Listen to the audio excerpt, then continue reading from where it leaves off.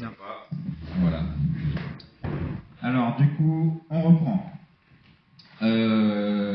Si vous avez encore d'autres questions qui viennent sur les premières parties qu'on a fait, vous pourrez me les reposer tout le week-end ou à Souzy. Voilà. On vient sur une partie importante, donc c'est le mode de rémunération. C'est un peu le serpent de mer du groupement depuis plusieurs années. On avait fait des propositions l'année dernière qui n'étaient pas au point ou pas suffisamment travaillées. Vous nous l'avez dit, vous nous avez de manière très bienveillante exprimé plusieurs souhaits, notamment le fait que on trouve une situation familiale, financière stable pour que le groupement puisse s'appuyer dessus pour longtemps. Et en même temps, il fallait répondre à la question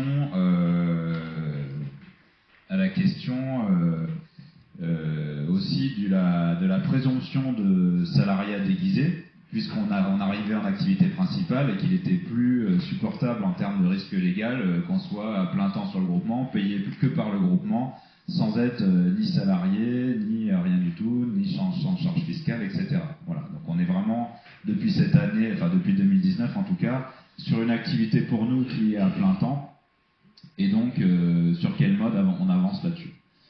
Donc je remercie Loïc qui nous avait indiqué un cabinet, ça n'a pas abouti, mais voilà, plusieurs personnes. Disons qu'on a trouvé des solutions par ailleurs, voilà. Et puis à d'autres personnes par ailleurs qui nous ont finalement, donc on a trouvé un conseil vraiment très très bien, qui nous a vraiment, qui a épluché un peu tout ça, qui n'a même pas accepté qu'on le paye en fait, malgré on lui a dit si, etc. Et il a même pas voulu. C'était vraiment quelqu'un de précieux, même si on l'a jamais rencontré. Et qui du coup travaille dans un cabinet dans le centre de la France et qui fait gestion, comptabilité, fiscalité et qui donc a pu nous conseiller. Donc il en ressort, on pourra en discuter plus profondément, mais de manière brève, il en ressort que la meilleure solution qu'il nous propose, c'est donc que moi et Suzanne ayons tous les deux une auto-entreprise, ce qui est le cas à l'heure actuelle. Suzanne a créé son auto-entreprise donc depuis le début de l'année. Nous aurions ces deux auto-entreprises ont un mandat de gestion et donc sont mandatées par le groupement pour gérer les forêts du groupement. De ce fait, en échange de ce mandat de gestion, nous recevons une rémunération donc toujours forfaitaire, basée sur le nombre d'hectares. On ne change pas la manière dont on est rémunéré. Et nous facturons à l'année moitié-moitié, du coup, cette gestion des forêts. Ça va demander une adaptation des statuts, et on verra dans une autre partie, il y aura un certain nombre d'articles qui vont devoir changer au niveau de l'objet, au niveau de la rémunération, etc. Et puis, quelques autres articles, parce que cette personne a relu aussi nos statuts et nous a signalé quelques endroits où il y avait des incohérences, donc vraiment au top. Et, non. Et, du coup, il nous dit, c'est en bonne entente entre lui et nous, que pour arriver à quelque chose qui soit correct et qui soit de l'ordre de grandeur de ce qu'on peut attendre, à la fois par rapport à notre formation et au travail qu'on fournit, et à la fois par rapport aux capacités de financement du groupement, de ce qu'il peut produire par rapport à tous les éléments qu'on lui a donnés, on est arrivé à la fin sur une rémunération à hauteur de 80 € par hectare et par an pour l'ensemble de la gérance. Voilà, donc 40 € pour Suzy et 40 € pour mon entreprise, entre guillemets. Et voilà. Et donc on oublie les histoires sur lesquelles on était avant, les histoires de tranches, je ne sais pas si vous vous souvenez, de 6 000 € de 0 à 100 hectares, de 12 000 € de 100 à 200 hectares, et après avec un barème au-delà de 200 hectares. On oublie tout ça, et on part sur un barème juste de 80 € par hectare et par an, plus clair. Voilà. Ça a plusieurs avantages. Le premier avantage, qui était une demande forte de l'année dernière, c'est qu'en fait le régime de retraite des auto-entrepreneurs a été refondu depuis janvier 2020 avec le régime général, qui est en train de se faire détruire par le gouvernement, ou en tout cas remodelé complètement, mais en tout cas on sera dans le même panier que les autres. Et on ne sera plus avec le RSI, voilà, qui n'existe plus vraiment. Les cotisations sont à l'URSSAF, et donc on est dans le régime général. Voilà, ce qui est quand même rassurant pour nous et pour notre protection. La fiscalité en termes de charges sociales est relativement raisonnable avec ce statut, puisqu'on est à 25% de charges pour le groupement.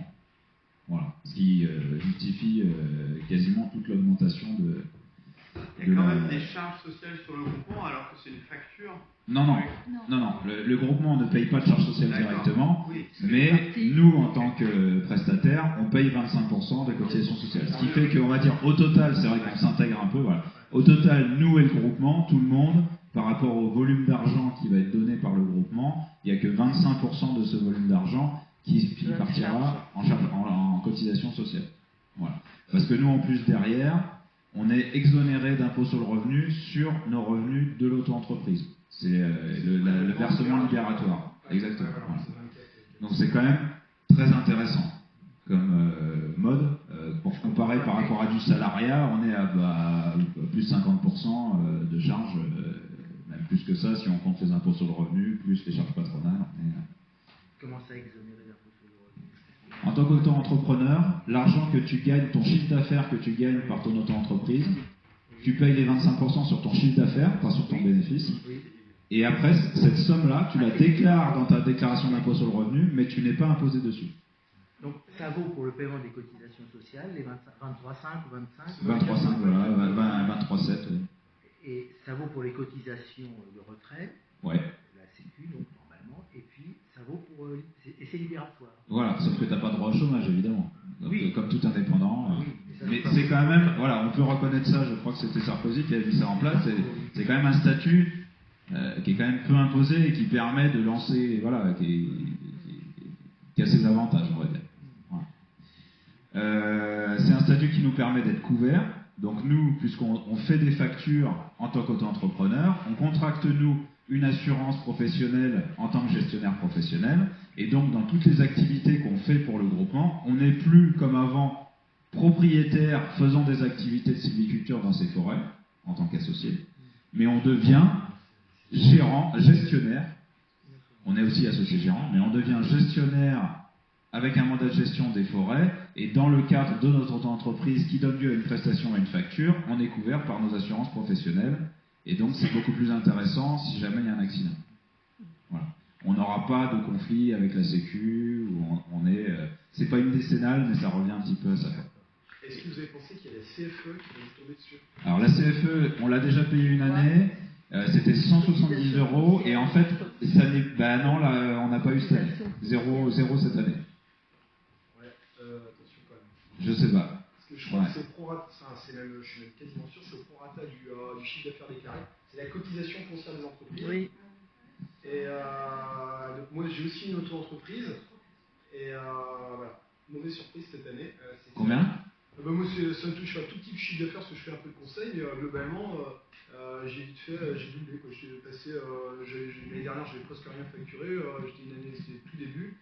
J'ai payé 350 balles pour une facture, j'ai qu'un client, j'ai dû faire 3500 € de facture et j'ai payé 350 balles. 10%, c'est étonnant. Alors est-ce que tu as un local? Parce qu'après il nous avait dit... J'ai pas de local, j'ai un ordi, j'ai la moitié d'un clavier. À domicile. Parce que nous il nous avait dit ça, il nous avait dit que si vous n'avez pas de local professionnel, vous avez un forfait de 170 €, et c'était l'année d'avant. Et cette année, j'ai cherché à le faire et... Non, j'ai fait une demande et tout, parce que ramener au mètre carré, franchement ça faisait cher. Ouais. Bon, mais on va regarder ça, mais voilà. Pour l'instant, en tout cas, on n'en a pas vu la couleur. Moi, sur mon entreprise qui est là depuis 5 ans, je l'ai payé qu'une année 170, et l'année dernière, ils m'ont rien demandé. Donc, je sais pas pourquoi. Mais après, c'est possible que ça soit en fonction du code ROM aussi. Hein. C'est peut-être en fonction du code NAF ou de quel est le secteur dans lequel tu es. Est-ce que tu es en prestation de service comme nous? Bon, c'est bizarre, je sais pas. Est-ce que ça pose un problème d'être associé et en même temps d'exploiter? Alors, bonne question. Donc, ouais, il faudrait qu'on... Ce qui serait bien, en fait, c'est qu'on pose des questions à la fin de la partie. Oui, d'accord. Comme on avait dit au départ. Surtout, Marc-Henri et Robert. Je vous ai à l'œil, les amis. Mais moi, je Hein suis but, hein. Voilà. Et Suzanne va se tenir aux diapositives. Allez, on va y arriver. C'est dur là. Oui, c'est vrai. J'ai été dans l'éducation nationale. Vous sentez, ça, j'ai du mal, hein, ça ressort. Alors... Ce qui est aussi très intéressant, c'est la capacité évolutive du statut, c'est-à-dire que les plafonds ont été relevés, ce qui veut dire que si jamais on a une activité qui deviendrait très importante, où on aurait beaucoup de bénéfices, etc., ou d'autres activités, on peut aller jusqu'à 72 500 € par personne et par an de facture. Donc on est vraiment tranquille. on sait qu'on est sur un statut qui couvrira à coup sûr tout ce qu'on pourra faire dans notre vie. Peut-être. Et puis, ça nous permet aussi de garder quand même d'autres clients, c'est-à-dire qu'on peut avoir des petits clients annexes où on peut quand même faire des petites factures à côté, puisqu'on est toujours auto-entrepreneur et qu'on n'est pas, par exemple, salarié d'Avenir Forêt, où là, on ne pourrait plus faire des prestations à côté. Voilà. Donc c'est vrai qu'il y a pas mal d'avantages. Juste, effectivement, la question de Robert est quand même tout à fait pertinente. Vous voyez, hein. Du coup, on est à la fois gestionnaire avec un mandat de gestion et à la fois associé gérant. Et donc on est un petit peu jugé parti. Pour ne pas avoir de conflit d'intérêt entre ces deux casquettes, c'est assez simple. C'est que chaque année, le mandat de gestion, par exemple, s'il y a un renouvellement du mandat de gestion, ou si cette année, là, par exemple, on décide qu'on part sur un mandat de gestion qui est avec un renouvellement tacite, il ne faut pas que ce soit nous qui prenions la décision en tant que gérant, mais il faut que ce soit l'Assemblée Générale qui le vote. Et à partir du moment où c'est l'Assemblée Générale qui le vote, la décision n'est pas prise par nous à titre individuel, donc c'est bon. Il n'y a pas de conflit, voilà. Et après, c'est juste... voilà, qu'il n'y ait pas des modifications du mandat de gestion qui se feraient en cours d'année par nous en tant que gérant. Mais ce n'est pas le cas puisque c'est forfaitaire. Donc il n'y a pas d'influence, voilà, il n'y a pas de décision que nous en tant que gérant on peut prendre en cours d'année qui influerait ça. Donc a priori on est bordé à ce niveau-là en termes de conflit d'intérêt. Enfin de conflit de responsabilité. Oui. Oui. C'est pas une question, mais on n'a pas parlé de la réévaluation du forfait hectare. C'est-à-dire que ça, parce que globalement, si on dit 80 € dans 5 ans... On va en parler. Alors, juste pour que vous vous rendiez compte, on m'a demandé de détailler un petit peu plus. Qu'est-ce que ça change? Fin 2019, au 31 décembre, on est propriétaire, le groupement est propriétaire de 410 hectares. Avant, avec notre truc, le barème précédent, cela coûtait au groupement pour la gérance 18 300 €, mais il n'y avait pas de charge fiscale, plus tous les problèmes qu'on disait avant. Ce qui revenait pour nous à 763 € net par mois et par gérant qu'on touchait. Si on vote, et c'est ce qu'on vous propose, de vous demander de voter donc ce changement de mode de rémunération, ça a quand même une augmentation notable, puisqu'on passe de 18 000 € à 32 000 €. Mais sur ces 32 000 €, donc il y a 25% de charge fiscale, ce qui fait que ça revient pour nous à gagner, pour 2020, 1025 € net par mois et par gérant. Voilà. Quand tu dis charge Ce qui fiscale, n'est toujours pas au SMIC, mais c'est une amélioration, et notamment en termes de sécurité, de protection sociale. quand tu dis charge fiscale, c'est plutôt les charges... Cotisation sociale. Cotisation. Ouais, voilà, je dis argent qui va à l'État en termes de cotisation. Voilà. À terme, alors, pardon, donc là j'ai fait une petite diapo sur notre temps de travail aussi, parce qu'il faut aussi qu'on vous dise, on vous demande une augmentation de rémunération, donc on va aussi également vous montrer un petit peu, d'être plus transparent sur le temps de travail qu'on fait. Alors, on parle d'annualiser. Hein. Un temps plein annualisé, c'est 1600 heures par an. D'accord? Quand on enlève les jours fériés, les vacances, les 5 semaines de congés payés. Donc en 2018, grosso modo, en moyenne, on était à peu près à 1250 heures chacun avec Suzanne. En 2019, on était à 1450 heures, sachant que moi, je me suis blessé sur un chantier, je ne sais pas si vous vous rappelez, à Najac, et donc j'ai été arrêté environ 1 mois et demi. Donc ça a quand même fait baisser considérablement mon nombre d'heures. Mais malgré tout, on était déjà là. Et là, sur 2020, on est déjà, si je projette sur les 5 premiers mois, que je les extrapole sur l'année, on est déjà à 1550 heures de travail chacun, alors qu'il y a eu le confinement. On n'a pas été gêné pour travailler, mais on n'a pas forcé non plus, on n'a pas tout ce qui n'était pas absolument nécessaire, on n'a pas fait de déplacement. Donc du coup, on est quasiment, on va certainement être sur 2020 sur un temps plein chacun, donc voilà, ça justifie nos 1025 €. Et par contre, peut-être la question qui peut venir à l'idée, c'est finalement, si vous êtes à un temps plein avec 500 hectares, comment vous allez faire pour gérer 1000 hectares, ce qui va venir après. L'idée, c'est qu'en fait, on peut ajuster, parce qu'actuellement, on fait beaucoup de choses nous-mêmes, et du coup... Marc-Henri, toi en classe, tu dois être... Non, je plaisante. Donc comment on ajuste? On ajuste par le fait qu'en fait, aujourd'hui, on fait beaucoup de choses nous-mêmes. On fait les plantations, on va faire des travaux sylvicoles, on va surveiller beaucoup de choses. Et en fait, plus ça va avancer, plus on aura d'hectares, et plus on va être amené à sous-traiter un certain nombre de ces travaux. Sans compter, comme l'a déjà dit Suzy, qu'à un moment donné, si le groupement arrête de faire entrer des nouveaux associés, on a aussi toute une charge administrative, les bons de souscription, les discussions que j'ai au téléphone à présenter le groupement aux nouveaux associés, à chaque fois c'est 1 heure, et puis les réponses de mails quand les gens rentrent, toutes les précisions qu'ils vont demander. Pareil, visiter des forêts pour en acheter, ça prend du temps, comme on l'a dit, 1 mois et demi. À un moment donné, on achètera beaucoup moins de forêts par an, on en visitera beaucoup moins. Donc il y a tous ces facteurs qui, au fur et à mesure, peuvent être des facteurs d'ajustement pour faire en sorte que nous, on arrive, avec notre capacité de travail, à assumer. Et honnêtement, on n'est pas du tout inquiet sur le fait de pouvoir gérer 1000 hectares à deux. Voilà. Je le répète, à l'ONF, même s'ils font beaucoup moins de choses que nous, ils ne font pas l'administration, ils ne font pas la commercialisation, mais ils gèrent 2000 hectares tout seuls. Voilà. Donc on va arriver à ajuster, à basculer pour... Il y avait eu un chiffre de 800 hectares qui était arrivé. On y vient. Donc ça c'est pour la partie d'après, les projections. Là effectivement je me base là-dessus. Donc les projections disent que l'idée c'est d'aller à 800 hectares en 2025, de fermer l'entrée des nouveaux associés à 800 hectares aux alentours de 2025, pour, avec les associés qui continuent à mettre de l'argent, arriver à une stabilisation sans doute vers 1000 hectares aux alentours de 2030. Gardez ces chiffres-là en tête, on va en reparler. Donc pour la rémunération, ça équivaudrait à 64 000 euros en charge pour le groupement, ce qui ferait 2 000 euros net par mois et par gérant pour nous, aux alentours, donc si on est à 800 hectares.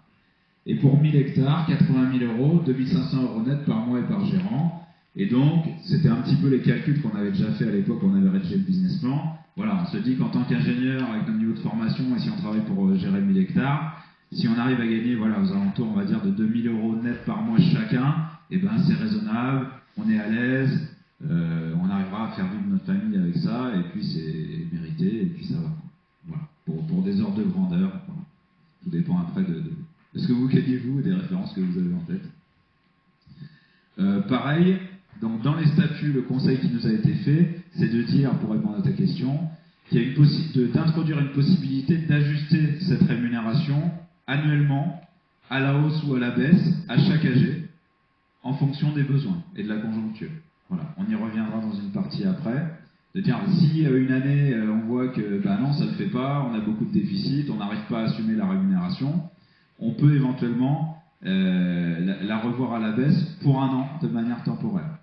On peut aussi avoir un autre ajustement, c'est est-ce qu'on se verse moins de dividendes ou pas de dividendes du tout, juste pendant 1 an, ou à la hausse au contraire, si on a énormément de bénéfices, qu'on voit que tout va bien, qu'on ne sait plus quoi faire de notre argent, qu'on rachète des forêts, etc., et bien peut-être nous donner plus d'argent aussi. Voilà. Mais se garder cette possibilité-là, où les 80 euros par an et par hectare, c'est statutaire, c'est une base de travail stable, mais où on peut annuellement l'ajuster.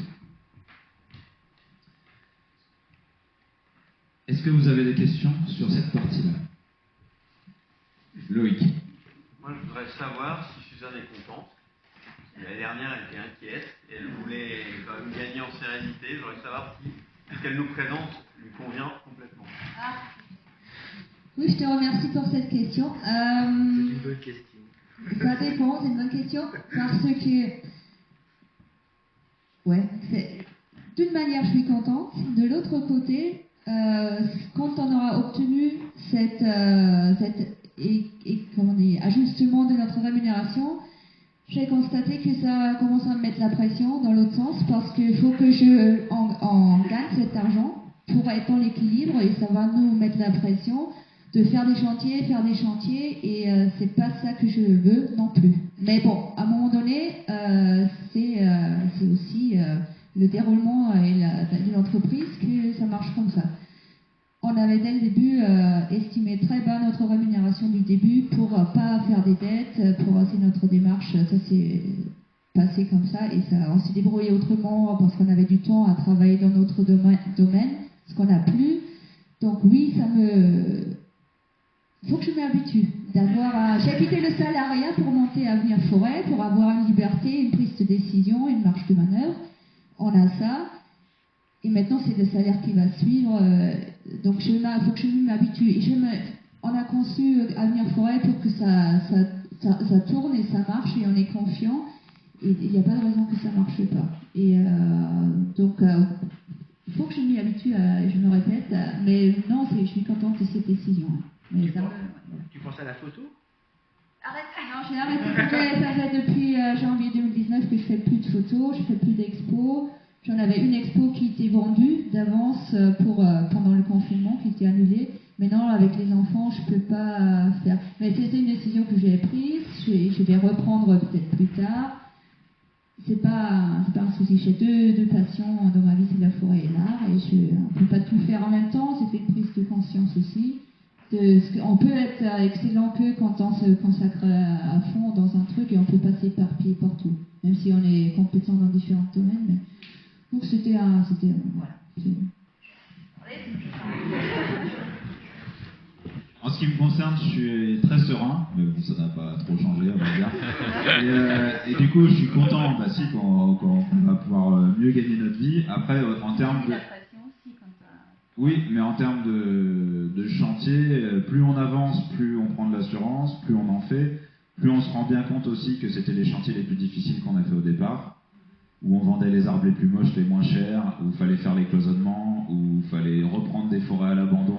On a vraiment mangé notre pain noir. On continue, mais il est clair que dès qu'on arrivera sur la deuxième passe sur des forêts qu'on a déjà travaillées, les chantiers seront beaucoup plus simples, on aura les partenariats, les arbres seront de meilleure valeur, on a déjà plus ou moins les acheteurs pour les qualités. J'ai pas de grandes inquiétudes sur le fait qu'on arrivera à ramener l'argent pour nous payer. Franchement. Madame, au fond, tu l'as déjà vécu ça? Quand vous avez élaboré ce projet, est-ce qu'il y avait d'autres hypothèses que les 80 € à l'hectare qui donnent une rentabilité?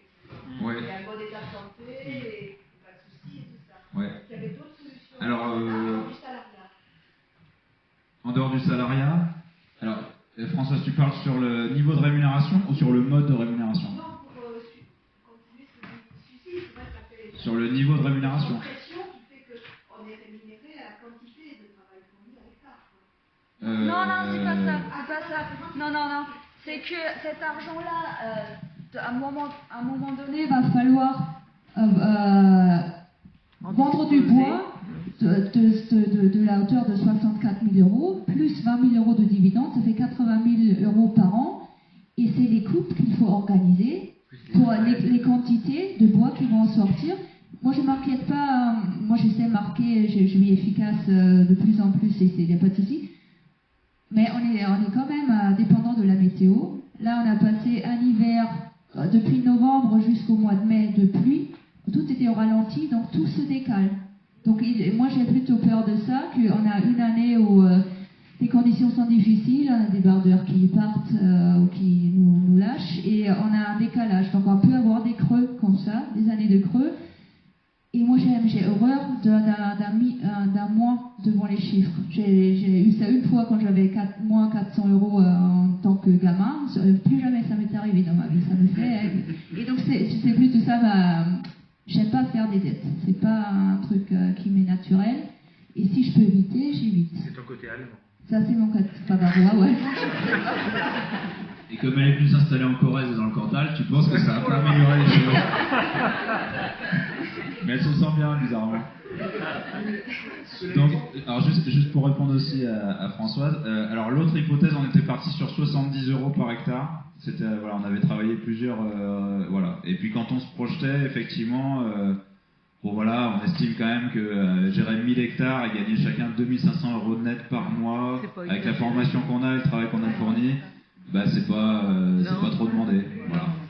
Mais donc on était plutôt, l'autre était plutôt un petit peu en dessous. Et c'est ce que le gars nous a dit aussi. Il nous dit non, mais vous inquiétez pas, vous allez vous en sortir, vous êtes compétents, les forêts ça rapporte, c'est un business stable. Il n'y a aucune raison que vous n'y arriviez pas. Voilà. C'est une base que vous arriverez à tenir. Et justement, au contraire, mettez-vous plutôt un facteur d'ajustement pour éventuellement être à la hausse si vous voyez que l'activité est florissante. Voilà. Donc voilà. Après, par contre, le mode de rémunération, il n'y a pas eu vraiment de débat. On avait étudié aussi la possibilité de la coopérative d'activité et d'emploi. Mais en fait, une coopérative d'activité d'emploi, on est salarié de la coopérative. Oui, Donc en fait, on retombe exactement dans les mêmes choses. C'est juste qu'on sous-traite l'administration, la comptabilité et l'accompagnement. Mais en fait, ça n'a pas de... Ils n'avaient pas d'intérêt. Voilà. Donc au niveau du statut, c'était assez clair que c'était ça qu'il fallait choisir. Il ne nous a pas conseillé autre chose. Il n'y avait pas d'autres alternatives intéressantes. Alors, voilà. Marc-Henri, c'est bon? Moi, je suis juste pas d'accord sur le fait que, globalement, si ça marche pas, c'est vous qui faites le tampon. On voit ça dans nulle part. Alors, non, j'ai pas dit ça. Ah non. J'ai pas dit ça. J'ai dit que c'est une possibilité, mais qu'il y a aussi éventuellement la possibilité donc de pas verser de dividendes une année, par exemple. Voilà. C'est logique. Ça peut être aussi moite-moite, ça peut être ça. Après, ça se discute. Mais de toute façon, ça se discute en AG une fois par an pour l'année qui vient, et donc on verra. Voilà. Mais on a les leviers pour. Voilà. Si jamais il y a une tuile une année, on a les leviers pour pouvoir ajuster les choses et se donner de l'air, et donc je pense pas qu'il y aura de soucis. Voilà. Après, c'est les associés qui décident où sont les priorités. Si, en cas de crise, est-ce qu'on décide du cas par cas ou année en année si on fait l'impasse sur les dividendes ou on baisse la rémunération, ou est-ce qu'on décide que en cas de crise, la première étape c'est pas verser des dividendes, et si vraiment ça va pas, en deuxième temps on réfléchit sur la baisse de la rémunération. C'est ça que j'ai un peu peur de ça, d'être déçu des associés. Je vous avoue que non, je vous mets pas la pression. Et... Bah si. Je veux pas, mais j'exprime mon inquiétude. Je vous fais confiance. Je rencontre de plus en plus des associés, donc mais je peux. Oui. Attends, qu'est-ce qu'on appelle dividende? Parce qu'il y a une réévaluation. Dividende, c'est les 1%. C'est le 1%. 1%. Oui. En fait, c'est l'inflation, c'est ça? C'est quoi le. Non, c'est la rémunération. La rémunération. C'est la rémunération. Donc, Alors, on dit dividende par rapport aux actions des multinationales. On a l'habitude de parler de dividendes. Le vrai truc, c'est les intérêts des parts. Donc, c'est un pourcentage d'intérêt qu'on touche sur la possession de parts sociales du groupement. Voilà, donc c'est 1% d'intérêt des parts. 1%, oui, ça a été fixé comme ça arbitrairement. Ça C'est-à-dire n'a rien à voir avec l'inflation ou avec les. Non, ça a été fixé par rapport au fait qu'on peut espérer, Ah oui. dans le business forestier, habituellement, on peut espérer, on va y venir tout à l'heure sur les taux de rendement, on dit que la forêt peut raisonnablement ramener 3% de bénéfices par an. Sur ces 3%, on s'est dit qu'il y aura peut-être 1% de frais de fonctionnement, etc. Tout dépend si on les intègre ou pas.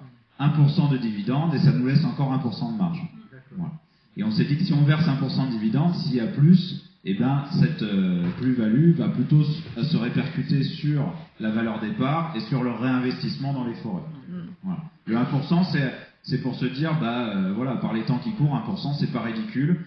C'est quand même un placement, c'est pas du caritatif.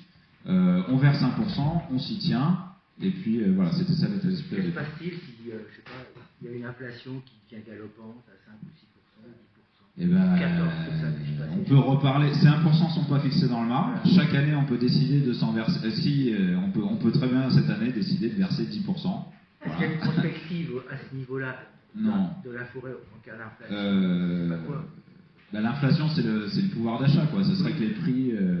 Je ne suis pas certain qu'aujourd'hui les prix réels soient à 2%, comme l'INSEE le dit. Non. Voilà. Donc après, non, c'est à nous d'y réfléchir ensemble, année par année, si on veut modifier ce critère-là. Mais... Que disent les conseillers fiscaux sur l'inflation? Est-ce qu'ils se placent dans une hypothèse dans la perspective comme ça? Excuse-moi, mais ce n'est pas une question de conseiller fiscal, c'est une question de bénéfice. Si le groupement fait des bénéfices, on peut décider de donner plus de dividendes. Si le groupement fait pas de bénéfices ou des pertes, sauf à être suicidaire, on ne peut pas donner un dividende. Et c'est notre choix. Non, après, je pense que ce qu'entendait Francis, il dit 1% aujourd'hui, ça paraît correct. Après, si on est dans une société où on a une inflation énorme, et ce 1% deviendra ridicule. Oui, mais si on fait Mais pas ça de peut... bénéfices, on ne pourra pas donner plus. Oui, Voilà, donc ma réponse c'est de toute façon, c'est à nous de le décider chaque année. En fonction de ce que dit Martine, de ce que tu dis toi, du pouvoir d'achat. Chaque année, on a le pouvoir de réévaluer ça et de décider collectivement. Donc là, les prix de la filière seraient censés augmenter de la même manière, plus ou moins. les prix dans la filière, on est censé, voilà. Par contre, le bûcheron, il est censé coûter plus cher aussi. L'inflation s'applique surtout en théorie. Donc, voilà. Et après, c'est nous, notre rémunération aussi. Est-ce qu'effectivement, si on est dans un monde où avec 10 000 euros, on ne gagne plus rien par mois, notre rémunération, il faudra qu'elle soit réévaluée. Alors non, quand même, je reviens dans les statuts, notre rémunération est indexée sur la base 100 en 2013 de l'inflation donnée par l'INSEE. Notre rémunération est quand même indexée sur l'inflation. Voilà. Grégoire. Oui, moi je voulais juste répondre à Suzanne par rapport à être rassuré. En fait, Suzanne, je pense que par rapport à moi, ça fait, je crois, la 5e année, c'est nous qui sommes rassurés qu'on a enfin trouvé un statut pour vous qui nous permet de le faire, parce qu'une des questions de l'année dernière, c'était de dire, au bout d'un moment, vous allez vous diviser et vous ne serez plus là. Et vous ne pouvez plus faire vivre ce qui nous fait vivre. Et donc, c'est plutôt nous qui sommes rassurés par rapport à l'année dernière. L'année dernière, c'était une vraie question. Et c'est une question qui, encore une fois, moi je suis à la 5e magie, qui se répétait tous les ans. Et qu'on n'arrivait pas à trouver. Vous avez enfin trouvé un truc, et je pense que pour ceux qui étaient l'année dernière, moi je suis rassuré par rapport à ça. Je trouve, très honnêtement, je pense que vous êtes encore limité. Je pense que pour le niveau que vous avez, et je pense que tous les ans, on découvre des choses nouvelles et on apprécie la façon dont vous travaillez. Moi, je parle de moi, mais c'est ce que j'entends à peu près. Et tous les ans, on se dit, mais c'est pas possible, ils ne peuvent pas continuer. Donc, on a enfin une vraie base qui est plus sérieuse, qui pour moi est encore un peu limite par rapport à ce que vous valez, je pense. Mais malgré tout, franchement, c'est nous qui sommes rassurés. Bravo, c'est bien dit. Merci à vous. Du coup, effectivement, donc c'est l'idée, c'est d'avoir une base solide sur laquelle on part pour longtemps. Et on la propose aussi cette année parce que aussi, j'y viens après, on va avoir des changements statutaires et donc il nous faut des quorums d'assemblée générale extraordinaire. Donc les 2/3 de votants positifs avec des quorums. Il faut les 2/3 des associés qui votent. Ça soit... Et il y en a 2/3 des présents. Je me souviens plus, c'est dans les statuts. Enfin bref, il faut des quorums relativement importants. Et donc on espère les avoir cette année, mais c'est vrai qu'on se dit, est-ce qu'on les aura dans 10 ans? Donc c'était aussi l'idée avec le conseiller de dire, on place ces 80 € parce qu'on va pouvoir les avoir cette année avec les quorums, ça devrait aller vu le nombre que vous êtes, que ça fonctionne bien, etc. Et on se laisse la possibilité de faire des ajustements annuels qui ne nécessitent pas des changements de statut et des AGE pour les années qui viennent. Et du coup, ce mécanisme permet d'évoluer sans avoir à recourir à des décisions d'AG tout le temps. Extraordinaire. Voilà. Merci Greg, ça fait plaisir. Voilà. On continue sur les projections 2025-2030. Donc, cette partie, je ne l'ai pas trop détaillée. Pourquoi? Parce que déjà, c'est un document de 25 pages que vous avez reçu, qui m'a été demandé l'année dernière, que j'ai produit, que certains d'entre vous ont lu, et à mon avis, la majorité n'ont pas lu dans le détail. C'est pas grave du tout. Et je vais essayer de tirer vraiment la quintessence dans cette présentation.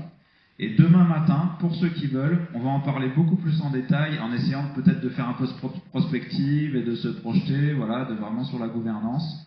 Et donc là, voilà, parlons-en, posez vos questions, mais c'est vrai que je risque de vous renvoyer un petit peu à demain matin pour ceux qui veulent en parler plus en détail. On va essayer de ne pas y passer trop de temps.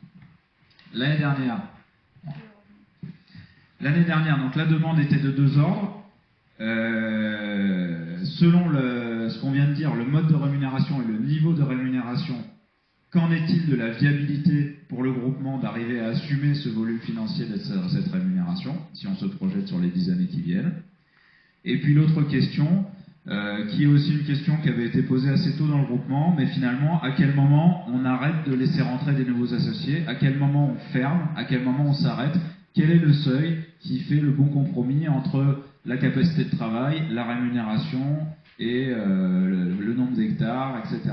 Voilà. Et qui permet aussi d'avoir des AG, vous voyez, où on n'est pas 150 dans la pièce. Qui demanderait une organisation différente, moins de convivialité, on tomberait sur des choses qui se font classiquement, des grandes salles, 3 heures, merci, au revoir, on mange pas ensemble, on passe pas le week-end ensemble. Voilà. 200. Du coup, on a essayé de répondre à ça. La méthode en 2 mots, eh ben, c'est ce que je vous avais dit l'année dernière, ça a vraiment ses limites, c'est ce qu'on appelle une régression linéaire. Donc voilà, pour ceux qui ont une formation scientifique, c'est juste qu'on va prolonger les courbes du passé dans le futur, en faisant l'hypothèse que le futur ressemblera au passé. Pour ceux qui connaissent un peu l'histoire, c'est l'erreur fatale et fondamentale de tous les êtres humains, mais ça permet quand même de se donner un cap, ça permet quand même d'avoir une base de discussion et de voir un petit peu où on va. Je l'ai fait avec des hypothèses relativement prudentes, avec un haut taux de probabilité pour les chiffres que j'ai mis, pour les différentes variables que j'ai utilisées. Donc les variables, ça va être le capital social qui va augmenter, ça va être les surfaces d'hectares qu'on va arriver à acheter, ça va être les bénéfices qu'on va arriver à retirer de ces hectares avec les banques de bois, ça va être le niveau de la valorisation de la part, de la prime d'émission qui va être donnée année par année, puis tous les 5 ans. C'est forcément une méthode, comme je vous le dis, qui n'est pas robuste du tout, mais on va pouvoir s'appuyer dessus pour discuter un petit peu. Alors, là c'est juste pour vous, avec un graphique, donc c'est le capital social, c'est juste pour vous dire, pour bien répéter ce que je viens de dire, donc ici de 2013 à 2019, ce sont les chiffres réels, c'est la réalité, et puis après, c'est de l'extrapolation. Et donc, on part sur une extrapolation moyenne ici jusqu'en 2025 qui reproduit la dynamique moyenne des 6 premières années. Alors, sachant pour ceux qui étaient là en 2013, 2014, on avait peu de forêts, enfin, vous voyez, il y a eu France Inter, ça a fait un à-coup, là encore Arte. Faire une moyenne de choses qui auraient pu anticiper France Inter, vous voyez, bon. Mais on va partir sur une courbe un peu comme ça qui se prolonge. Et puis, de manière arbitraire, on a donc décidé, qu'on trouvait ce qui était le plus raisonnable, que quand on atteint 800 hectares, enfin ça correspond à 800 hectares ici en 2025, on fait l'hypothèse qu'on va à ce moment-là fermer le groupement à l'entrée de nouveaux associés. Or, membre de la famille, d'associés déjà présents, je pense qu'il faudra qu'on en discute, mais c'est quand même compliqué de refuser l'entrée à quelqu'un qui veut faire rentrer son fils, sa femme, alors qu'il est déjà dans le groupement depuis 10 ans. On peut en discuter, mais on va dire des nouveaux associés vraiment que personne ne connaît, etc. Et puis du coup, il y a une inflexion du capital social, puisque sur cette partie-là, ce ne sont que les associés qui sont déjà présents dans le groupement qui vont rajouter au pot. Mais il n'y aura pas de nouveaux. Et comme on le dit tout à l'heure par Suzanne, de manière relativement consistante sur les dernières années, c'est 1/3 les associés qui remettent, 2/3 les nouveaux associés, au niveau de l'augmentation du capital. Voilà, courage, courage. Alors, les résultats, on en parlera en détail, mais la bonne nouvelle, c'est que la rémunération proposée qu'on semble viable, a priori au niveau des taux de rendement, des anticipations, des bénéfices, de la prise de valeur des peuplements, etc., a priori, on arrivera à payer ce niveau de rémunération de 80 € par hectare et par an. L'idée, c'est que l'entrée de nouveaux associés, donc ce serait aux alentours de 2025, a priori, avec 800 hectares, et que la surface totale se stabilise après, entre 2025 et 2030, pour arriver à 1000 hectares. Voilà. Et si avec ces chiffres-là, il semblerait que tout soit à peu près cohérent, que ça se soutienne. L'autre grand résultat, on parlait tout à l'heure de la variable d'ajustement qui c'est notre rémunération, les dividendes, on en a une troisième, qui sont tous les bénéfices qu'on fait entre 2020 et 2025 avec les primes d'émission, puisque, je reviens sur ce graphique, sur cette période, les nouveaux associés, enfin les nouveaux capitaux, va y avoir une prime d'émission, mais évidemment, dès que le groupement est fermé, même encore plus a fortiori ici, plus de nouveaux associés, donc plus de primes d'émission. D'accord ? Donc une source de revenus qui disparaît. En parallèle, les dividendes qui sont versés avec 5 ans de retard, vous savez, les 5 premières années, vous ne touchez pas de dividendes. Donc ça veut dire que tous les gens qui rentrent ici, il y a une montée en puissance des dividendes à verser qui se répercute jusqu'en 2030 et qui se stabilise vers 2030 puisqu'on a fermé en 2025. Ça va ? Vous me suivez ? Donc c'est ça qu'il faut arriver à absorber. Je vais vous montrer un petit peu. Donc, comment absorber à la fois le moment crucial qui est le passage de cette période après 2025, l'après 2025, où on aura de plus en plus de dividendes à payer, peu de primes d'émission, une rémunération qui augmente avec le nombre d'hectares, et comment on fait. Voilà, c'est ça l'enjeu. Et c'est ça le tableau de bord, le pilotage que nous, on surveille en permanence et qu'on a en tête en permanence. Et l'idée, c'est aussi donc que les bénéfices de les primes d'émission qu'on va engranger entre 2020 et 2025, quand on va passer de 3 millions d'euros aujourd'hui à 5 millions d'euros, enfin si on se projette, hein, on s'assure de choses du futur, mais bon. Ces primes d'émission, on va en fait les identifier comme des réserves qui sont réelles, qui sont dans notre trésorerie, mais qui vont nous permettre justement de passer des petits coups durs, des petits moments où on sent s'il y a des inflexions. On pourra éventuellement aussi, comme troisième variable d'ajustement, aller taper un petit peu dans ces réserves, mais dans l'idéal, le moins possible. D'accord ? Des réserves qui représentent aujourd'hui déjà 100 000 euros, dans 6 mois certainement ça fera 200 000 euros en tout, et on peut le détailler dans les projections, il y a tout un détail là-dessus. D'accord ? Mais il faut bien avoir en tête aussi que cette prime d'émission elle est valable à l'entrée, donc on la touche quand les gens rentrent, et si les gens sortent, il faut leur verser. Alors aujourd'hui personne n'est sorti du groupement. On peut imaginer des scénarios où il y a plein de gens qui veulent récupérer leur argent parce que crash boursier, tout le monde a plus de sous, je ne sais pas, hyperinflation, on peut penser à tout un tas de trucs, mais bon, peu importe, sans aller dans des choses anxiogènes, on peut imaginer qu'à un moment donné, il y a un certain nombre de personnes qui souhaitent sortir, ou héritage qui se passe pas bien, et puis finalement les enfants, ils n'ont rien à faire des parts d'avis de forêt, ils veulent juste l'argent, et donc ils revendent leur part, etc. Donc à un moment donné, il faut se dire, cette réserve d'argent, elle est là, c'est de l'argent réel, mais on l'identifie comme vraiment une réserve à laquelle on espère ne jamais toucher. Oui. Enfin, ne jamais toucher, investir dans la forêt éventuellement, mais voilà, il faut se dire que si les gens sortent, il faut aussi taper dedans pour rembourser les gens de leur part.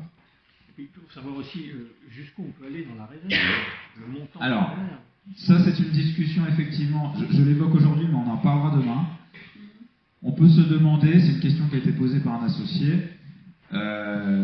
si vous avez beaucoup d'argent, beaucoup de réserves, et puis que vous n'arrivez pas vraiment à acheter les forêts en face, que vous accumulez plus d'argent que de forêts que vous arrivez à acheter, est-ce qu'il n'est pas raisonnable à un moment donné de se fixer un pourcentage où on arrête de collecter de l'argent nouveau? Ou au contraire, où on arrête d'acheter des forêts, bon c'est logique quand on n'a plus d'argent, mais c'est plutôt dans l'autre sens.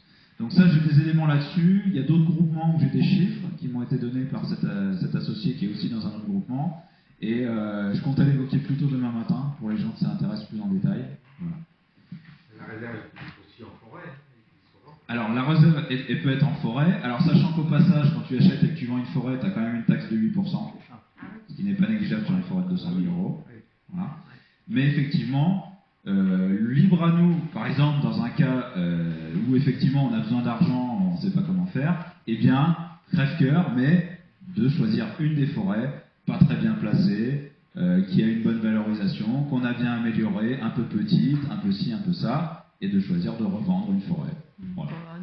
Et de faire effectivement une plus-value sur cette forêt parce qu'on l'a bien améliorée, que les prix du bois des forêts ont beaucoup augmenté. Dans un contexte d'inflation par exemple, où on aurait même une bulle spéculative, imaginons, sur les actifs forestiers, et bien à ce moment-là, d'en prendre une pour réaliser vraiment les bénéfices qu'on a, pour pouvoir un peu rendre l'argent de ceux qui veulent sortir, et puis garder, et puis pourquoi pas. C'est pas l'idée. Quand on vient à Avenir Forêt, c'est pour justement mettre de l'argent de la banque dans des forêts. Mais si le groupement en a besoin, et ben pourquoi pas, on peut imaginer aussi ça comme quatrième solution d'ajustement, j'ai envie de dire là, de dernier recours quand même. Aussi dans un souci d'optimisation, c'est-à-dire actuellement on a 4 forêts qui sont les plus éloignées, c'est-à-dire à 2 heures de route. Donc ça crée du temps à l'organisation et des frais de déplacement. C'est les forêts qu'on travaille comme les autres. Mais effectivement, ça a un coût. Et donc, pour optimiser, peut-être à long terme, se recentrer plus autour du siège, si on a de l'opportunité. Voilà. Parce que l'analyse de la réserve, c'est aussi un état d'esprit, je veux dire, c'est aussi la confiance en l'avenir, c'est la confiance dans la situation qui fait que tu peux s'expliquer par une forte réserve, une moyenne réserve ou une petite réserve. Enfin, je veux dire, c'est... Alors il y a aussi la confiance dans la solidité de ta banque, ou des systèmes bancaires en général. Parce que la réserve c'est bien beau, mais quand la banque elle fait faillite et qu'ils vous disent bah, vous allez vous asseoir sur 10 ou 20 ou 30% de vos dépôts, nous entreprises on sera logé certainement au même tarif que les particuliers. Si jamais, je parle de scénario catastrophe, mais c'est quand même arrivé à Chypre, c'est arrivé en Grèce, c'est arrivé dans d'autres pays. À ce moment-là, la réserve, c'est plus une réserve et c'est pas une sécurité, c'est un risque. Bon, voilà. Je pense que nous, de toute façon, à l'heure actuelle, on est quand même dans une dynamique d'investir un maximum d'argent dans les forêts, hein, bien sûr. Et puis, voilà. Mais se poser la question, par exemple, des 10%. On a fixé 10% pour pouvoir acheter les parts de ceux qui sortent. Aujourd'hui, 10%, ça fait 300 000 €. Personne n'est sorti. Est-ce que ça a un sens de garder autant d'argent alors que, finalement, là, tout de suite, on n'en a pas besoin? Donc, voilà. Tout ça, c'est des questions qu'on peut se poser demain avec ceux que ça intéresse. Mais vous voyez, c'est ce genre de choses. Alors, dernier graphique et après on passe à autre chose. C'est justement le tableau de bord, l'indicateur sur lequel on se base nous et qu'on garde à l'œil. Ce que je vous disais, c'est ce qu'on appelle, donc c'est le taux de rendement interne du groupement, mais hors prime d'émission. C'est-à-dire que toutes les primes d'émission, on les met de côté et on regarde uniquement le rendement financier du groupement par an, les ventes de bois de service, les charges de fonctionnement, les dividendes. Voilà, uniquement ces trois postes-là. Et donc, si on fait la projection sur 2020-2030, on se rend compte que là, on est en positif cette année, et que, grosso modo, on va être sur quelque chose qui frise avec le zéro. Voilà, on est entre 0, moins 0,2, mais on est un petit peu négatif. Vous voyez qu'à la fin, ça se stabilise et ça remonte doucement. On sent que la courbe va pouvoir atteindre le zéro. Et je suis relativement confiant dans le fait que les hypothèses que j'ai prises pour faire les projections sont quand même prudentes, notamment au niveau de la prise de valeur des dépeuplements, des prix qu'on va pouvoir trouver sur les ventes de bois. Voilà, en gros, notamment, ouais, je passe, on en parlera demain matin. Mais donc, du coup, voilà, c'est ça l'indicateur qu'il faut arriver à stabiliser à long terme pour que le groupement soit viable. Et c'est ça qu'on regarde, le taux de rendement interne hors prime d'émission. C'est bien le taux de rendement interne, c'est bien l'investissement. Il a levé la main. Oui, non, il a raison, oui. C'est quoi l'objectif du coup dessus, c'est de viser Au moins l'équilibre. Mais à terme, non, j'espère bien même que... Je te dis, les hypothèses sont prudentes, j'ai grande confiance dans le fait que nos peuplements s'améliorent, qu'on arrivera à vendre des arbres relativement chers dans les 10 ans qui viennent, au moins à horizon 5, 10, 15 ans. Et non, j'espère bien que le groupement va faire des gros bénéfices. Je ne vois pas pourquoi ça n'arriverait pas. Enfin, moi, c'est ce que je pense. En termes de marché du bois, c'est une ressource que tout le monde, qui à mon avis, ne se sera pas substituée dans les décennies qui viennent, qui aura de plus en plus d'utilisation. La construction bois, il y a une énorme part de marché à prendre en France. On est dans le tout béton depuis toujours. La construction bois, c'est à peine 10%, je crois, des maisons. Alors que nos voisins européens font énormément de construction bois. La papeterie, les palettes, avec les imprimantes, c'est de plus en plus de papier. Les palettes, pareil, avec les livraisons, pareil, les achats par Internet, etc. Enfin, en termes de prospective, le marché du bois augmente de manière conjoncturelle depuis 10 ans. J'ai vraiment pas de soucis sur le fait que... Voilà. Même en étant prudent, on est presque à zéro, donc voilà, je suis vraiment pas inquiet. Alors, Robert, enfin, non, tu avais commencé. Moi, j'avais vu, mais j'entends le discours. C'est effectivement, on s'est imparé sur l'avenir et on sait que c'est dans l'avenir que les choses vont prendre forme en termes de rendement, de rentabilité. C'est vrai que j'avais vu, moi, que ça pouvait tourner jusqu'à 3% maximum en termes de rendement interne. Alors, attention, on est bien hors prime d'émission. La prime d'émission, c'est bien ce qui prend compte de la plus-value de notre groupement, de la prise de valeur. Et donc ici, c'est pas les 3% dont tu parles, c'est tout compris. Alors que là, je ne regarde que le résultat le compte de résultat. Si vous voulez revenir à tout à l'heure, c'est que le compte de résultat. Voilà. Et enfin non, c'est pas que le compte de résultat, c'est le compte de résultat hors prime d'émission. Mais il n'y a pas forcément la prise de valeur départ. Voilà. Et ce qui, dans notre cas, vu qu'on verse que 1% de dividendes et que nos peuplements et qu'on prélève peu d'arbres, puisqu'on va faire des exercices de 20%, on a des peuplements aujourd'hui de forêt, parce que parlons un peu d'arbres plutôt que de chiffres, nos peuplements aujourd'hui, ils ont un volume de bois sur pied qui augmente et une qualité de ces bois en termes de valeur qui augmente, puisqu'on enlève les bois moches et on laisse les bois beaux. Au moment où on fait la coupe, on n'enlève que 20% du volume. Mais très rapidement, en l'espace de 5 à 10 ans, on retrouve le volume qu'on avait avant coupe, voire plus. Vous voyez ? Et en plus avec un prix moyen du mètre cube qui est supérieur. Et ça ne se reflète pas dans ce graphique. Ça se reflète dans la prime d'émission. D'accord ? vente de bois, et donc au fur et à mesure ça se verra dans le compte de résultat, mais ça risque de principalement se voir sur les arbres qu'on ne coupe pas ont une valeur qui augmente, et ça ne se voit pas, puisqu'on ne les coupe pas, ça ne se voit que dans la prime d'émission. C'est le seul endroit où ça se réalise. L'amélioration de nos peuplements, la prise de l'augmentation du nombre de mètres cubes et de la valeur des mètres cubes. D'accord? Oui. Donc après, si je le dis trop, les gens ils vont se dire, mais la seule manière de gagner de l'argent à Avenir Forêt, ça va être de revendre ses parts. Donc, et oui, parce qu'à un moment donné, pour réaliser vraiment vos bénéfices, il faut vendre des parts, ce qui serait dommage, mais il y aura que les vrais à la fin. Hein. Il y aura ceux qui veulent. Tous ceux qui veulent l'argent, ils sont partis. C'est à la dame. Martine, effectivement. Alors, si on regarde bien, on est en déficit pendant 10 ans, quoi. Alors, hors prime d'émission. Oui, mais la prime d'émission, Voilà, c'est du on capital. est d'accord. Tu peux On pas- est tu peux en pas léger la mettre, déficit. Voilà, ailleurs. on est en léger déficit. On est en déficit. Alors après 0,2% Oui, du c'est pas capital social, alors ça fait, il faut que sur 3 millions d'euros, ben ça fait un peu quand même, mais ça fait 6 000 euros. 1% c'est 30 000, 1% c'est 30 000, 0,1 c'est 3 000. Voilà. Donc on est à moins 6 000, on va dire, c'est une anticipation de à peu près moins 5 000 euros par an pendant un certain nombre d'années hors prime d'émission, et je le répète, c'est prudent. Oui, c'est très bien. Et donc, le dividende par an, cette année, ça se monte à combien, le dividende d'1%? Et bien du coup, c'est toujours 1% de la valeur nominale départ. Non, Donc... c'était en tout. Parce que en tout 2020, je l'ai mis tout à l'heure, c'est 250 euros. Non, ça c'était l'année dernière. Attendez, je reviens. C'était dans le budget prévisionnel.